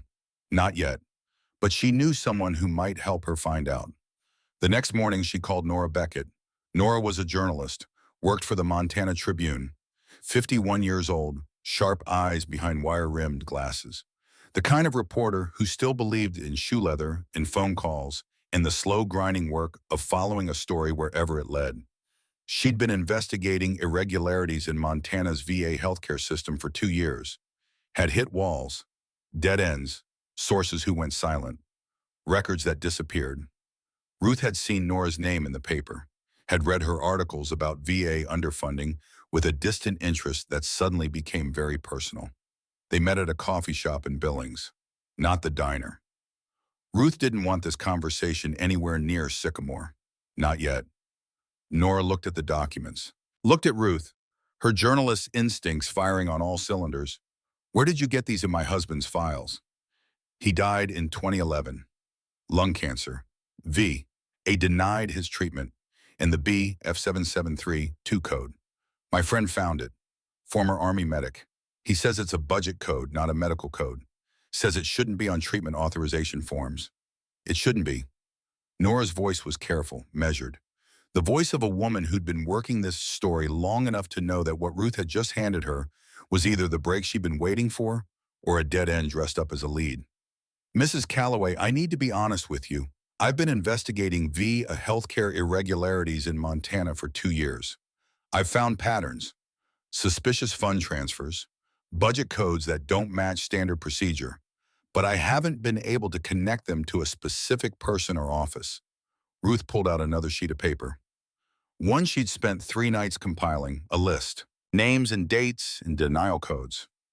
Doc had helped her compile it from records he'd obtained through his VA contacts. 412 veterans. Same code, same time period, 2008 to 2015. 87 of them are dead. Nora took the list. Her hands were steady, but her eyes weren't. In those eyes, Ruth saw what she'd felt at her own kitchen table. The recognition that this wasn't a clerical error. This was a pattern. And patterns don't happen by accident. I need time. I need to verify all of this independently. How long? Weeks, maybe more. I have to be certain before I print anything. My husband has been dead for 14 years, Ms. Beckett. I've been waiting a long time already. They looked at each other. Two women, different worlds, same stubbornness, same refusal to let the truth stay buried just because it was inconvenient. I'll call you when I have something. Ruth drove back to Millbrook, arrived at the diner for her afternoon shift, tied her apron, poured coffee, smiled at customers, did the work. The same work she'd done for 31 years. But something was different now. Something behind her eyes had changed. The weariness was still there, but underneath it, burning like a pilot light that had been reignited after years of darkness, was purpose. She was going to find out who killed her husband, and she was not going to stop until she did. That night after Lily was asleep and the house was quiet and the documents were spread across her kitchen table like a map of something terrible, Ruth's phone rang. It was Garrett. Ruthie, the FBI came by my place too, asked about the Brotherhood's finances, asked about our relationship with you in the diner, asked if we'd threatened or coerced anyone. What did you tell them? The truth, that we're a veterans motorcycle club, that we eat breakfast at a diner, that we stood up for a friend when she was assaulted. That's all we did. Garrett's voice was calm. The voice of a man who'd been questioned before, who'd been in interrogation rooms and congressional hearings and military tribunals, who knew that the truth was the only weapon that never jammed. This is Ashford, Ruth said. He's trying to destroy us to protect himself. I know. There's something else, Garrett. Something I haven't told anyone except Doc and a reporter named Nora Beckett. She told him. About the shoebox, about BF 7732, about 412 veterans and 87 dead, and Harold being number 63. About the pattern she'd found and the questions she was asking and the door she'd opened that she couldn't close even if she wanted to. Garrett was silent for a long time. The kind of silence that has weight. The kind that tells you someone is rearranging everything they thought they knew. Ruthie, do you understand what you're saying? I'm saying someone stole money that was supposed to keep my husband alive. And I'm going to find out who. More silence. Then quiet and steady and full of something that sounded like pride. Then we're with you. Whatever you need. However long it takes. You're not doing this alone. Ruth hung up the phone, sat in her kitchen, looked at the documents, looked at Harold's picture on the mantle. A young man in uniform, smiling. Alive. Full of a future that someone had stolen from him. I'm coming for them, Harold. I'm going to find out the truth. The picture didn't answer. Pictures never do. But Ruth could have sworn the smile in that frame got a little wider. The next morning she arrived at the diner early. The next Thursday morning the FBI came. 2 men in dark suits stepped out of a black SUV and in the parking lot. Government plates, polished shoes, the kind of faces that don't give anything away because they've been trained not to. They walked into Sycamore Diner at 8:15 during the breakfast rush. Flash badges. We're looking for Garrett Holden. We have some questions about the Iron Brotherhood Motorcycle Club. Bud stepped forward, wiping his hands on his apron, his Marine bearing coming through the way it always did when authority walked into his establishment uninvited. What kind of questions? The kind we can't discuss with you. Is Mr. Holden here? No. Comes in Thursdays usually, then we'll be back Thursday. In the meantime, we'll need access to your security footage. All of it, going back 3 months. Ruth emerged from the kitchen. Her face had gone pale, not from fear, from understanding. She knew what this was, knew who was behind it, knew with the certainty of a woman who'd spent 31 years reading people that Senator Lowell Ashford had made his move. "What's this about, ma'am? We're conducting an investigation. That's all I can say." They took the footage, left business cards, drove away. The diner's bell chimed as the door swung shut behind them, and for a moment the only sound was the coffee maker gurgling and the distant clatter of Bud's spatula against the griddle. Every regular in the diner had watched. Walter Finch, Mrs. Henderson, the truck drivers at the counter. They'd seen the badges, heard the questions, felt the temperature in the room drop 10 degrees. And every one of them knew without being told that something bigger than a breakfast dispute was happening now. That the boy who'd spit on Ruth had a father with power, and power, when threatened, doesn't retreat. It attacks. Bud came out of the kitchen, stood beside Ruth, put his hand on her shoulder. Didn't say anything. Didn't have to. 77 years old, and the man still communicated more with silence than most people did with speeches. "We're going to be okay, Ruthie. Are we? We survived worse. Both of us. This ain't nothing but a senator throwing a tantrum. Let him throw it. We'll still be here when he's done." And Ruth Calloway, who'd finally started to feel safe, who'd finally started to believe that maybe things were getting better, who was finally on the trail of something that might explain why her husband had died, felt the ground shift beneath her feet, because she understood what this meant. Bud could lose his business license. She could lose her job. Garrett could lose his law license, the one he used to help veterans navigate the VA system. The Brotherhood could be labeled a criminal organization. Everything they'd built, everything they'd stood for, could be dismantled by a senator with a grudge and the power to weaponize federal law enforcement. Griffin appeared beside her. He'd heard everything, seen the badges, seen Ruth's face change. "This is my father, isn't it?" Ruth looked at him. This boy, this young man who'd been spitting on her a month ago and was now standing beside her with concern in his eyes and a dish towel in his hands. "Yes, I think it is." Griffin's jaw clenched. His hands tightened on the towel, and in his eyes Ruth saw something she hadn't expected. Not just guilt, not just shame, resolve. The look of a person who'd been given a chance to be better and was beginning to understand what that meant. "What do we do?"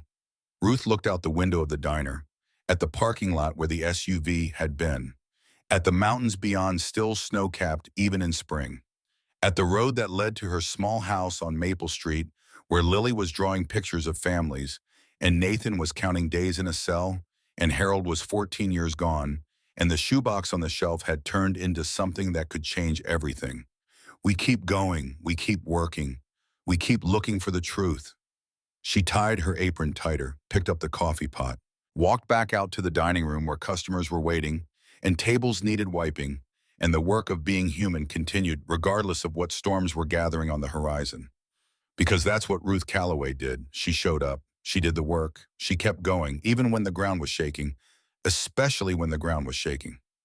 The call came on a Tuesday evening 3 weeks after Ruth had first met Nora Beckett at that coffee shop in Billings. 3 weeks of waiting. 3 weeks of working shifts and pouring coffee and training Griffin and checking her phone every hour like a woman waiting for test results from a doctor who held her life in a manila folder. Nora's voice was different this time. Not careful, not measured, electric. "Mrs. Calloway, I need you to come to Billings tomorrow if you can. Bring Doc.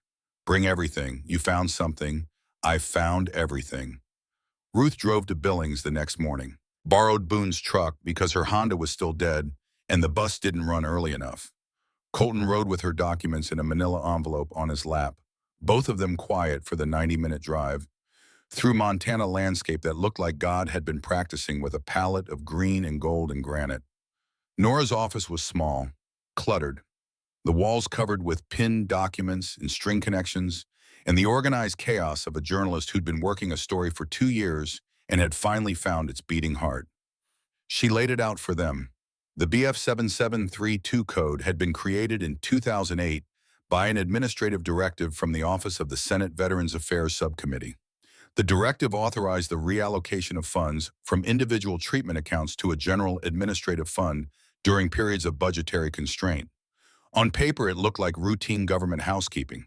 In practice, it was a siphon, a mechanism for moving money from one pocket to another without triggering the audits that normally accompanied federal fund transfers.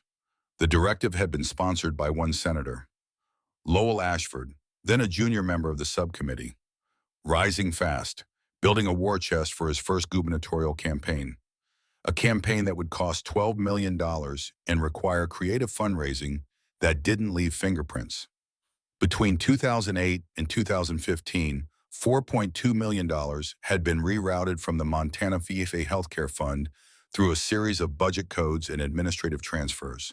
The money moved through three shell organizations, two political action committees, and a charitable foundation that existed only on paper. It ended up in campaign accounts, personal investments, in an offshore holding company registered in the Cayman Islands. Nora showed them the paper trail, page by page, transfer by transfer. The forensic accounting that had taken her team 2 years to piece together, and which Ruth's shoebox documents had finally brought into focus. Here, 2009, $300,000 transferred from the Montana 5A Treatment Fund to something called the Western Veterans Support Initiative. Sounds legitimate, right? Except the Western Veterans Support Initiative has no office, no employees, no website, just a P.O. box in Helena and a bank account that forwards everything to a P.O.S. called Citizens for Montana Values. And Citizens for Montana Values, 92% of its expenditures went to Lowell Ashford's Senate campaign. Nora turned to another page. And here, 2011, the year your husband died. $600,000 moved out of the treatment fund in a single quarter.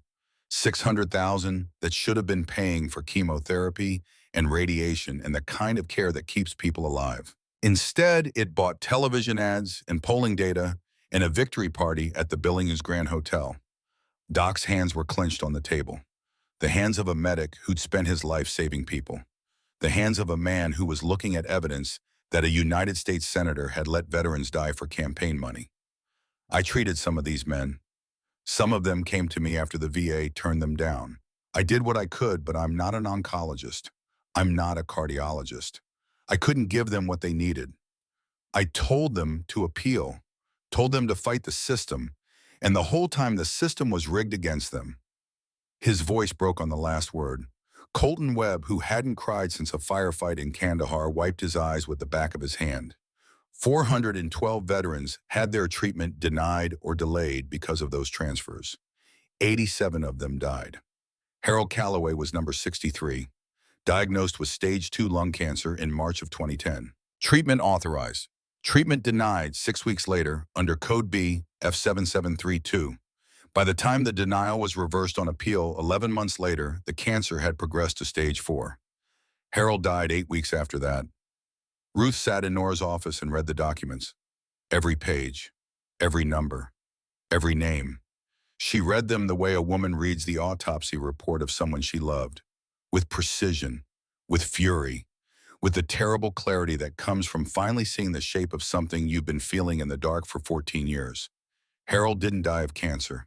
Her voice was steady, the steadiest it had been in years. He died because Lowell Ashford needed money for a campaign. Yes. Nora's voice was quiet, respectful. The voice of a journalist who understood that behind every story were real people with real grief and real lives that had been shattered by the actions of powerful men in offices with good lighting and expensive furniture. I have enough to publish. But there's something else you should know. What I tried to get a comment from Senator Ashford's office, standard practice before publication. His press secretary didn't respond. But 2 hours after my inquiry, I received a call from the FBI field office in Helena. They want to meet with me. They want to know what I have. The same FBI that came to the diner. Different agents. Different division. This is the Public Corruption Unit. Mrs. Calloway, the FBI, is already investigating Ashford. They've been building a case for months. What you found, what Doc found, it's the piece they've been missing. The direct link between the budget codes and the patient outcomes. The evidence that money was stolen and people died because of it. Ruth looked at Doc. Doc looked at Ruth. 14 years of questions answered in a journalist's cluttered office in Billings, Montana. What happens now? Now you decide. I can publish what I have. The story runs. Public pressure builds. The FBI investigation accelerates. But if I publish, Ashford will know you're the source. His son works in your diner. His lawyers will come after you. His political machine will try to discredit you. It won't be easy. Or you take this directly to the FBI. Cooperate with their investigation. Let it play out through the legal system. Slower, quieter, but potentially more devastating in the long run. Ruth thought about Harold, about the way he'd held her hand in the hospital and told her not to worry, about the way his breathing had changed in those last days, shallow and wet and wrong, about the way Lily would never know her grandfather because a senator needed money for yard signs in television ads. She thought about 86 other families who'd lost someone the same way, 86 other women and men and children who'd stood in hospital corridors, in funeral homes, in cemeteries and wondered why. Why wasn't the treatment approved? Why did the system fail? Why did someone they loved have to die? Both, Ruth's voice was clear. We do both. You publish your story, I cooperate with the FBI, and I stand up in front of anyone who will listen and tell them what happened to Harold, what happened to all of them. Nora studied her, this 62-year-old waitress in worn shoes and a jacket that had been mended twice. This woman who poured coffee for a living and raised a granddaughter alone and carried 31 years of other people's orders on her shoulders. Are you sure this will change your life? My life changed 14 years ago when my husband died. I just didn't know why until now. She drove back to Millbrook, parked Boone's truck in his driveway, walked the 7 blocks to her house in the late afternoon light, went inside, made dinner for Lily, helped with homework, read a bedtime story, kissed her granddaughter's forehead and whispered, I love you, star girl. Then she sat at the kitchen table and called Garrett Holden. It's time. 2 days later, Ruth Calloway stood on the steps of the Millbrook County Courthouse. Nora Beckett stood beside her. Doc stood behind her. The entire Iron Brotherhood stood with her. Bud Tennyson had closed the diner for the morning. Walter Finch was there. Mrs. Henderson. Half the town, it seemed, drawn by word of mouth and the understanding that something important was about to happen. And Griffin Ashford III was there. He'd come to Ruth the night before, showed up at her house at 9 o'clock, stood on her porch with his hands in his pockets and something in his eyes that looked like a decision that had already been made. Ruth had been putting Lily to bed. The little girl was already asleep, clutching a stuffed bear that had been Nathan's once a long time ago. Ruth opened the door, saw Griffin, saw his face, knew immediately why he'd come. Come in. I'll make coffee. They sat at her kitchen table, the same table where she'd spread Harold's documents, the same table where she'd eaten 10,000 meals and paid 10,000 bills and cried 10,000 tears. The small, scarred, honest table that had held the weight of her entire life. I know what you're doing tomorrow. How Garrett told me. He thought I should hear it from someone before it hit the news. And I want to be there. I want to stand with you. Ruth looked at him across the table. This boy who had spit on her. This young man who had learned to pour coffee and turn ketchup bottles and see people as human beings. This person who was in some terrible and beautiful way the reason she'd opened the shoebox. The reason she'd found the truth. Because his cruelty had cracked something open in her, and what came through the crack was not just pain, but purpose. Griff, this is about your father. This will destroy him. I know, I've thought about it. I've thought about nothing else for 3 days. He's my father. I love him, or I love who I thought he was. But he let people die, Ruthie. He let your husband die, and then he sent the FBI after the people who stood up for you. He chose his career over human lives, and then he chose his career over the truth. I can't protect that. I won't protect that. His voice was steady, steadier than Ruth had ever heard it. The voice of a young man who'd been unmade and remade in 6 weeks of coffee and blisters and hard truth. And you still want to be there? Griffin looked at her. This woman who taught him how to pour coffee and turn a ketchup bottle and see people as people. This woman who'd been kind to him when kindness was the last thing he deserved. My father stole money from veterans. People died. Your husband died. I didn't know. I swear I didn't know, but now I do. And you taught me something, Ruthie. You can't change the past. You can only change what you do next. This is what I'm doing next. Ruth reached out, touched his arm. A gesture she hadn't expected to make toward this boy, this young man who was becoming something she hadn't thought possible. Your father won't forgive you for this. I know. Are you sure? I'm sure. So they stood together on the courthouse steps, Ruth at the microphone, Griffin beside her, the brotherhood behind them, cameras and reporters in the machinery of accountability finally grinding to life. Ruth spoke first. Her voice didn't shake. Not anymore. My name is Ruth Calloway. For 31 years, I've been a waitress at Sycamore Diner in Millbrook, Montana. 14 years ago, my husband Harold died of lung cancer. He was a veteran. He served this country for 11 years. When he got sick, the VAA denied his treatment. They used a code, BF7732. I didn't know what it meant at the time. I was too busy burying my husband and raising my granddaughter and trying to survive.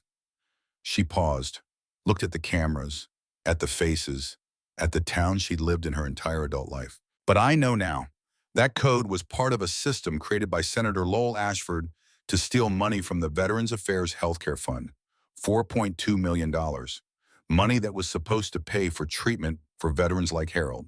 Instead, it went into campaign accounts and offshore investments. 412 veterans were denied care. 87 of them died. My husband was one of them. The crowd was silent, not the silence of a diner frozen by cruelty, a different silence. The silence of people hearing a truth they'd suspected but hadn't been able to name. The silence of recognition, of reckoning. I'm not a politician. I'm not a lawyer. I'm a waitress who raised a granddaughter and lost a husband and poured coffee for 31 years. But I know the difference between right and wrong. And what happened to Harold, what happened to all of them was wrong, and someone needs to answer for it. She stepped back.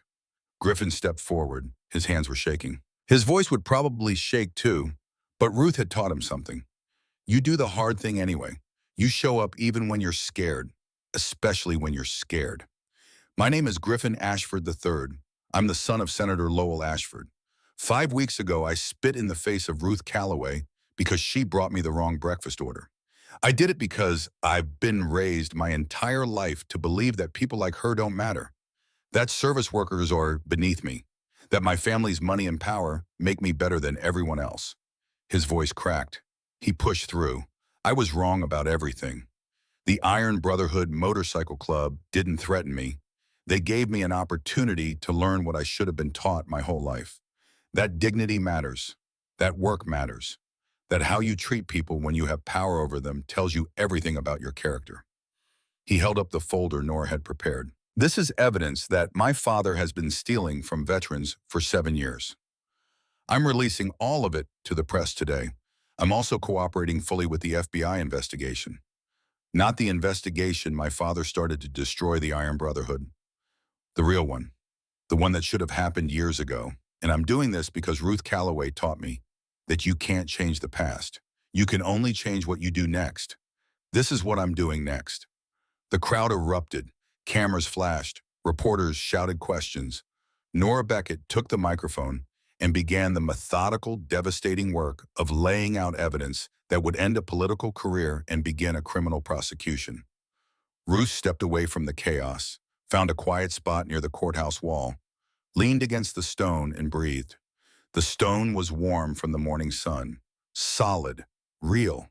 The way things are real when your life has just split into before and after and you're standing right at the seam. She could hear the reporters asking questions, could hear Nora's measured voice explaining the evidence, could hear Griffin answering questions with a steadiness that surprised her, could hear beneath all of it the sound of something changing.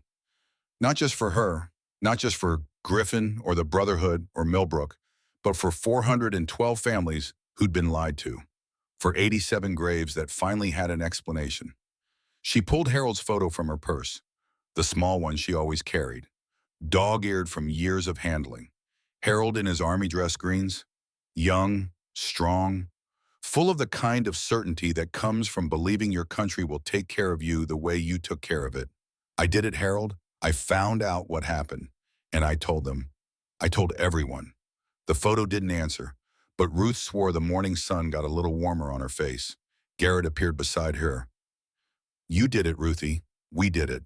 All of us. How do you feel? Tired? scared, angry, relieved, all of it at once. Sounds about right? Is it going to be okay? I don't know, but it's going to be true, and sometimes that's enough.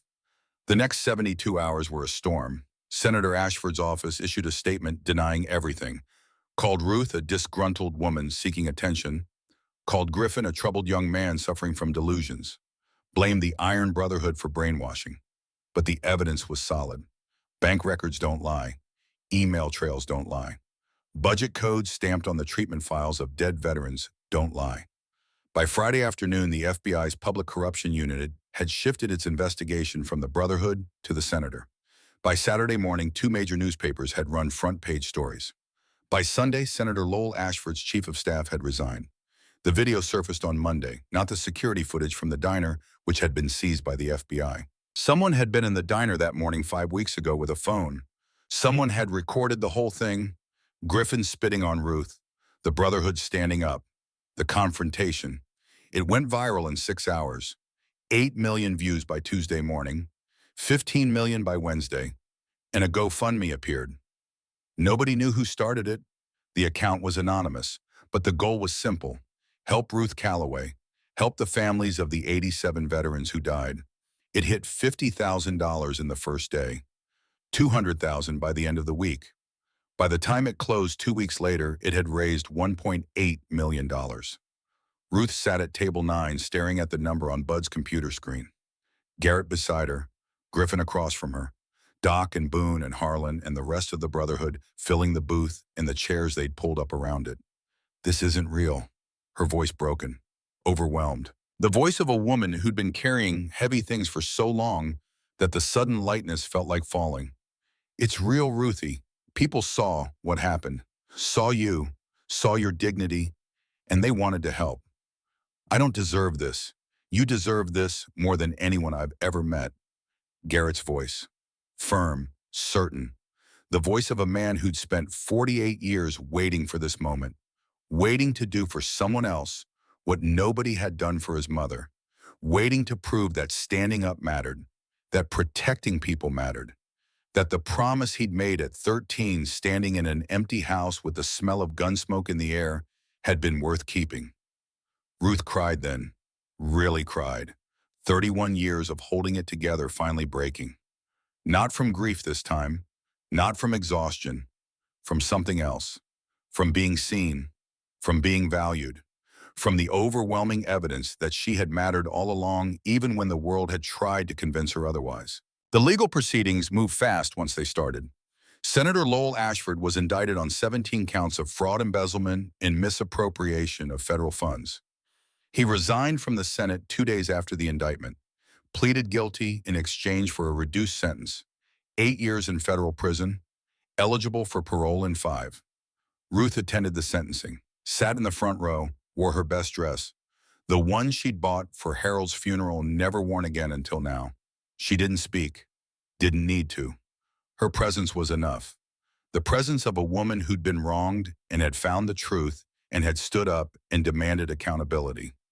Behind her sat families of the other 86 veterans who died, wives and husbands and children and grandchildren who traveled from across Montana to be here, to sit in this courtroom and watch the man who'd stolen their loved ones' futures face consequences for it. Some of them had approached Ruth in the hallway before the hearing, shook her hand, thanked her, told her about their own heralds, their own shoeboxes, their own 14 years of wondering why.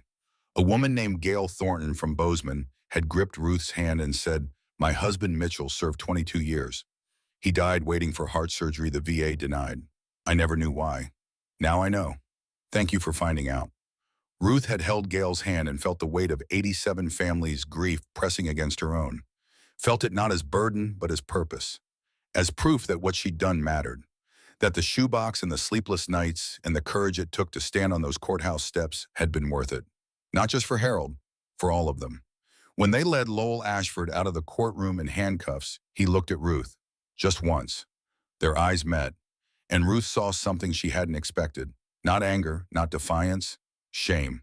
The shame of a man who had finally been made to see the human cost of his ambition. She didn't feel satisfaction, didn't feel victory, felt something quieter. something that felt like the end of a very long chapter in the beginning of one she hadn't written yet. Griffin was there too. Sat in the back row, watched his father sentenced, watched the door close behind him. Sat in the empty courtroom afterward the way people sit in churches after the service is over. Not praying exactly, just being. Ruth found him there. You wondering if it was worth it? Yeah. Was it? I don't know. I destroyed my father, my family, my whole life. No. Your father destroyed himself. You just stopped protecting him from the consequences. There's a difference, she sat beside him. They looked at the empty judge's bench together. Two people who'd started as enemies and become something neither of them had words for. Not friends exactly. Something deeper. Something forged into the fire of a shared reckoning. What happens now? Ruth smiled. Small, real. I'm retiring. Bud's selling the diner. I'm going to use some of that GoFundMe money to go back to school, finish my nursing degree, work at the VA hospital. Make sure what happened to Harold doesn't happen to anyone else. That's amazing. What about you? What happens to Griffin Ashford III now? He thought about it, really thought about it. I don't want to be Griffin Ashford III anymore. That guy was someone I'm ashamed of. I'm just Griff now. Just a kid who's trying to figure out how to be better than he was. Good. That's a good place to start. 6 months passed, the seasons turned, summer burned into autumn. Autumn froze into winter. Snow fell on Millbrook like forgiveness covering everything in white. Sycamore Diner closed its doors for the last time on a cold November morning. Bud had sold it to a developer. A chain restaurant was going in. Something generic and profitable, and completely soulless. But Bud was 77. He'd earned his retirement, earned his peace. The last breakfast service was an invitation only. Walter Finch, the regulars, the Iron Brotherhood, Ruth, Griffin. They sat at their usual tables, ate their usual orders, said goodbye to a place that had meant something. The morning light came through those wide windows the way it always had, warm and golden, catching the dust motes in the air and making them look like tiny stars. The jukebox played one last time. Patsy Cline, Crazy, the song that had been playing the day Ruth started working here in 1995. Bud had put a quarter in specially. Ruth walked through the empty diner after the last plate was cleared, ran her hand along the counter where she'd poured a million cups of coffee, touched the booth where the Brotherhood sat, stood at the spot near table 7 where Griffin had spit on her and where everything had changed. 31 years, more than half her life. This place had been her second home, her sanctuary, the place where she'd learned that work wasn't just labor. It was connection. It was community. It was the daily, invisible, exhausting, beautiful act of taking care of people. Goodbye, she whispered. Thank you for keeping me. Bud made the last pot of coffee himself, poured it into 11 cups, handed one to each person at table 9, kept one for himself. 40 years. 40 years of opening that door every morning and turning on that griddle and making that first pot of coffee. I never got rich, never got famous, but I made a place where people belonged, where a woman like Ruthie could spend 31 years and know she mattered, where 10 guys on motorcycles could have breakfast and feel like home. That's worth more than money. That's worth more than anything. He raised his cup. To Sycamore, to all of you, to the work that matters. They drank. And the coffee was terrible, the same burnt diner garbage it had always been. And it was perfect. After the last plate was washed and the last counter was wiped, Bud unlocked a storage room in the back and pulled out a brass plaque. Made this special. Figured it needed to go somewhere that matters. The plaque read Dolores's Place, reserved for Iron Brotherhood MC, protectors of dignity. This is for your mom Hammer, for what she meant, for what you built in her name. Garrett took the plaque, ran his fingers over the engraved letters. When he looked up, his eyes were wet, the eyes of a 13-year-old boy who'd made a promise in an empty house 48 years ago, the eyes of a 61-year-old man who'd kept it. Where should it go? Somewhere that needs protecting. Somewhere service workers need to know someone's watching. Somewhere people need to remember that dignity isn't negotiable. They installed it 3 days later at a small diner across town called Maple Street Grill, a place that reminded them of Sycamore, A place where the new owner understood what the plaque meant, what it represented. Table 9 became sacred space again, and every Thursday the Brotherhood returned, kept their ritual, kept their promise. Griffin worked there part-time while finishing the community college. He'd withdrawn from Georgetown, couldn't afford it anymore, didn't want it anymore. He was studying social work now, wanted to help people the way he'd been helped, lived in a small apartment he could barely afford, drove a used Honda because the Mercedes had been seized as part of his father's asset forfeiture, worked 40 hours a week on top of school because that's what you did when your trust fund evaporated and you had to learn how real people lived. It was hard, exhausting, sometimes humiliating. It was also the most honest thing he'd ever done. Ruth finished her nursing degree in the spring, graduated at the top of her class, 63 years old and walking across the stage to collect a diploma, while Lily cheered from the audience and the Brotherhood stood in the back row and clapped like she'd won the World Series. She went to work at the VA hospital in Billings, not just as a nurse, as an advocate. She created a patient review board that audited every treatment denial, made sure no code, no budget directive, no administrative override could be used to deny a veteran the care they had earned, made sure no family would sit in a hospital waiting room and wonder why the treatment was denied, made sure Harold's death meant something. The work was hard, different from waitressing, but hard in its own way. The paperwork was endless. The bureaucracy was thick. The system that had failed Harold was resistant to change the way all systems are resistant to change, with the passive stubbornness of institutions that prefer their own inertia to the discomfort of accountability. But Ruth was stubborn too. 31 years of stubborn. The kind of stubborn that gets up at 5 in the morning and pours coffee through arthritis and smiles at people who don't deserve smiling at. The kind that opens a shoebox after 14 years and doesn't stop until the truth is in the light. Within 6 months, her review board had identified and reversed 43 pending treatment denials. 43 veterans who got the care they needed because a 63-year-old former waitress refused to let the system fail them the way it had failed her husband. Doc helped, came to the hospital twice a week as a volunteer consultant, read files, flagged codes, taught the younger staff what to look for, what questions to ask, how to fight for their patients when the system pushed back. Garrett helped too, used his law practice to represent veterans whose benefits had been denied or delayed, filed appeals, wrote briefs, stood in hearing rooms, and made the case that every veteran deserved the care they'd been promised. The Brotherhood became something new, not just protectors of dignity in diners, protectors of dignity in the system. They drove veterans to appointments, helped families navigate paperwork, sat with widows while they filed appeals, showed up the way they always did, wherever showing up was needed. Nathan was released in January. Early parole, good behavior, 3 years sober. He came home to Millbrook on a Tuesday afternoon, thin and uncertain, and carrying a duffel bag with everything he owned. Ruth met him at the bus station. Lily stood beside her holding a drawing she'd made. A family, all of them together.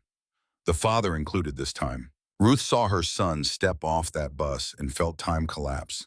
Saw the boy he'd been. The teenager who'd played football and dreamed of college, and somewhere along the way found pills that promised to make everything easier and made everything impossible instead. Saw the man he'd become in prison. Leaner, older. Eyes that carried knowledge of things a mother doesn't want her son to know. But his eyes were clear. That was the thing that hit Ruth first. His eyes were clear. Not the glassy distance of the drugs, not the hollow shame of the courtroom. Clear, present. The eyes of someone who'd done the work of looking at himself honestly and hadn't looked away. Hey, mama. Hey, baby. She held him, right there at the bus station. Held him the way she'd held him when he was small, when holding was enough to fix whatever was broken. It wasn't enough anymore. It never would be again. But it was a start. Nathan knelt down, looked at his daughter. 8 years of absence in his eyes. 8 years of birthdays missed. 8 years of drawings he'd received in the mail and taped to his cell wall and studied in the dark when the lights went out and the loneliness was loud enough to drown in. Hey, star girl. Lily studied him, this stranger who was her father. This man she'd been asking about for years. Then she held out the drawing. I made this for you. That's you? That's me. That's Grandma. We're at the diner. Nathan took the drawing, held it like it was made of glass. It's beautiful, baby girl. It's the most beautiful thing I've ever seen. Ruth watched them, her son and her granddaughter, the broken piece of her family finding its way back. Not fixed, not perfect, but together. And together was a start. They spent the first weeks carefully. Nathan in a halfway house in Millbrook, supervised visits with Lily, meetings with a counselor. The slow, fragile work of rebuilding trust that had been shattered by addiction and absence and the lies that addiction requires. Ruth drove him to his meetings, sat in the parking lot, waited. The way she'd waited for everything in her life, patiently, stubbornly, with the quiet certainty that showing up mattered even when you couldn't see the results. By March, Nathan had a job at the lumber mill.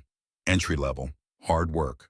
The kind of work that makes your back ache and your hands rough and your sleep deep. He moved into a small apartment 2 streets over from Ruth's house, close enough to walk to dinner, close enough that Lily could ride her bike over on Saturday mornings and sit at his kitchen table and draw while he made pancakes. He wasn't the boy in the football photo on the mantle anymore. He was something else, something harder and softer at the same time. A man who'd broken himself and was putting the pieces back together one day at a time, one choice at a time, the same way his mother had been doing for 31 years. In April, Griffin graduated community college, top of his class, full scholarship to State University for his bachelor's degree. The ceremony was held in the high school gymnasium because Millbrook didn't have a convention center. Folding chairs, a podium with a microphone that squeaked. The kind of graduation that doesn't make the news, but changes lives. The whole brotherhood came. Ruth, Bud, Walter Finch, Nathan and Lily. Doc brought his wife. Harlan wore his clerical collar for the occasion. They filled 2 rows of folding chairs, and when the dean called Griffin's name, when he walked across that makeshift stage in his cap and gown, they stood and cheered like he'd won the lottery. Maybe he had. Maybe the real lottery wasn't money or privilege or a senator for a father. Maybe it was this: people who showed up, people who believed in you, people who'd seen you at your absolute worst and chose to stay. No one from his blood family was there. His mother hadn't called. His father couldn't call. But the family he'd built filled 2 rows, and that was more than enough. On a warm day in May, nearly a year after that morning at Sycamore Diner, Ruth stood at Arlington National Cemetery in front of a headstone. Harold Joseph Calloway, Sergeant, United States Army, 1954 to 2011. Beloved husband and father. She visited once a month, always brought flowers, white roses, Harold's favorite. Always spent an hour talking to a man who couldn't hear her anymore but maybe felt her presence anyway. Griffin stood beside her. He'd asked to come. She'd said yes. I never got to meet him, but I'm sorry. Sorry for what my father did. Sorry that Harold didn't get the care he deserved. I know. And Harold would have liked you, Griff. The you that you are now. He believed in second chances. Believed people could change if they worked at it. She placed the flowers on the grave. You know what the hardest part is?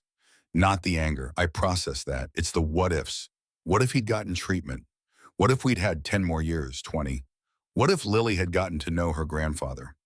I can't give you those years back. I can't fix what my father broke. But I can make sure it doesn't happen to anyone else. That's what I'm going to do. Spend my life making sure veterans get what they deserve. Ruth looked at him. This young man who'd been a monster and was becoming something better. Not perfect. Still learning. Still stumbling, but trying, always trying. That's all any of us can do, Griff. Show up. Try on. Make tomorrow a little better than today. They walked back to the car together, the spring sun warm on their shoulders, the cemetery quiet except for the wind through the trees and the distant sound of taps playing somewhere for someone else who'd served and fallen. That evening, Garrett called Ruth. Got something for the kid. Can you bring him Thursday? What is it you'll see? Thursday morning, the Brotherhood at table 9. Ruth in the booth beside Garrett. Griffin arriving for his shift, tying his apron, pouring the first cup of coffee with the practiced ease of someone who'd been doing it long enough for it to feel natural. Garrett waved him over. Got something for you. He pulled out a leather vest. Black, well-worn, the kind that told stories. On the back was a patch, not the Iron Brotherhood colors, something different, a hand extended in help. The words beneath protector in training. You've earned this, not full membership. That takes years, but you've shown you understand what we're about, what we stand for. You're one of us now, Griff, long as you want to be. Griffin took the vest, felt the weight of it, the responsibility, the honor. I don't know what to say.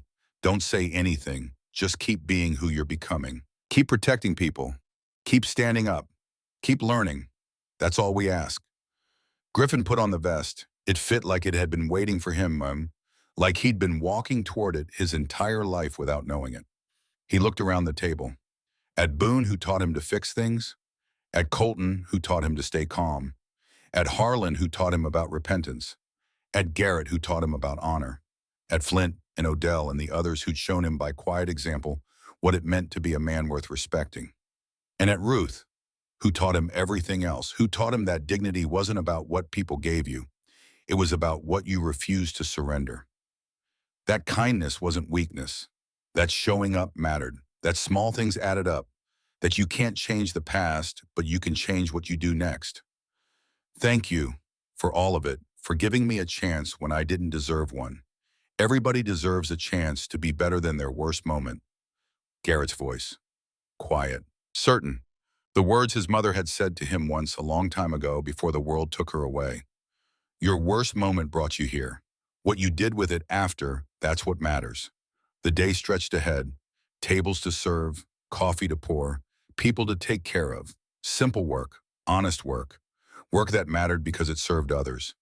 Griffin tied his apron over the vest, picked up a coffee pot, started his rounds. Outside, the Montana sun climbed higher. The town woke up. People started their days each carrying their own burdens, each deserving dignity, each deserving someone to stand up when standing was needed. And inside a small diner with a brass plaque on the wall, 10 men and 1 woman kept their promise. They showed up. They protected. They reminded the world that honor still existed if you looked for it, that people could change if given the chance, that what you did next mattered more than what you'd done before. And that dignity once defended rippled outward in ways you'd never see, but would matter forever. The coffee poured, the day began, the work continued. And Ruth Calloway, who had started this story as a tired woman in a small house on Maple Street, pouring cheap coffee in the dark before dawn, alone with her pain and her pills and her prayers, stood in the morning light of a new diner surrounded by people who loved her, and a future she'd built with her own stubborn, shaking, beautiful hands. She wasn't tired anymore. Or maybe she was. But it was a different kind of tired now. The kind that comes from doing something that matters. The kind that sleep can fix because the weight you carry during the day is shared. She poured Griffin a cup of coffee. He took it, drank it, smiled. Still terrible. Still terrible. They laughed. And in that laughter, in that small, ordinary moment between a woman who'd survived everything and a boy who was just beginning to learn what survival meant, the story found its ending. Not with perfect happiness, not with everything fixed, not with the kind of neat resolution that only exists in movies and fairy tales, in the stories people tell themselves when the truth is too complicated for a simple ending. But with people who'd been broken becoming whole, with dignity defended, with honor restored, with a shoebox full of documents that had become justice, with a brass plaque on a wall that carried a mother's name, with a granddaughter who drew families with all the pieces included now, with a son who was sober and working and learning to be a father, with a young man in a leather vest who was becoming someone worth becoming, with the promise that tomorrow when someone needed protecting, someone would be there. Not because they had to be, because they chose to be. That choice made all the difference. It always would.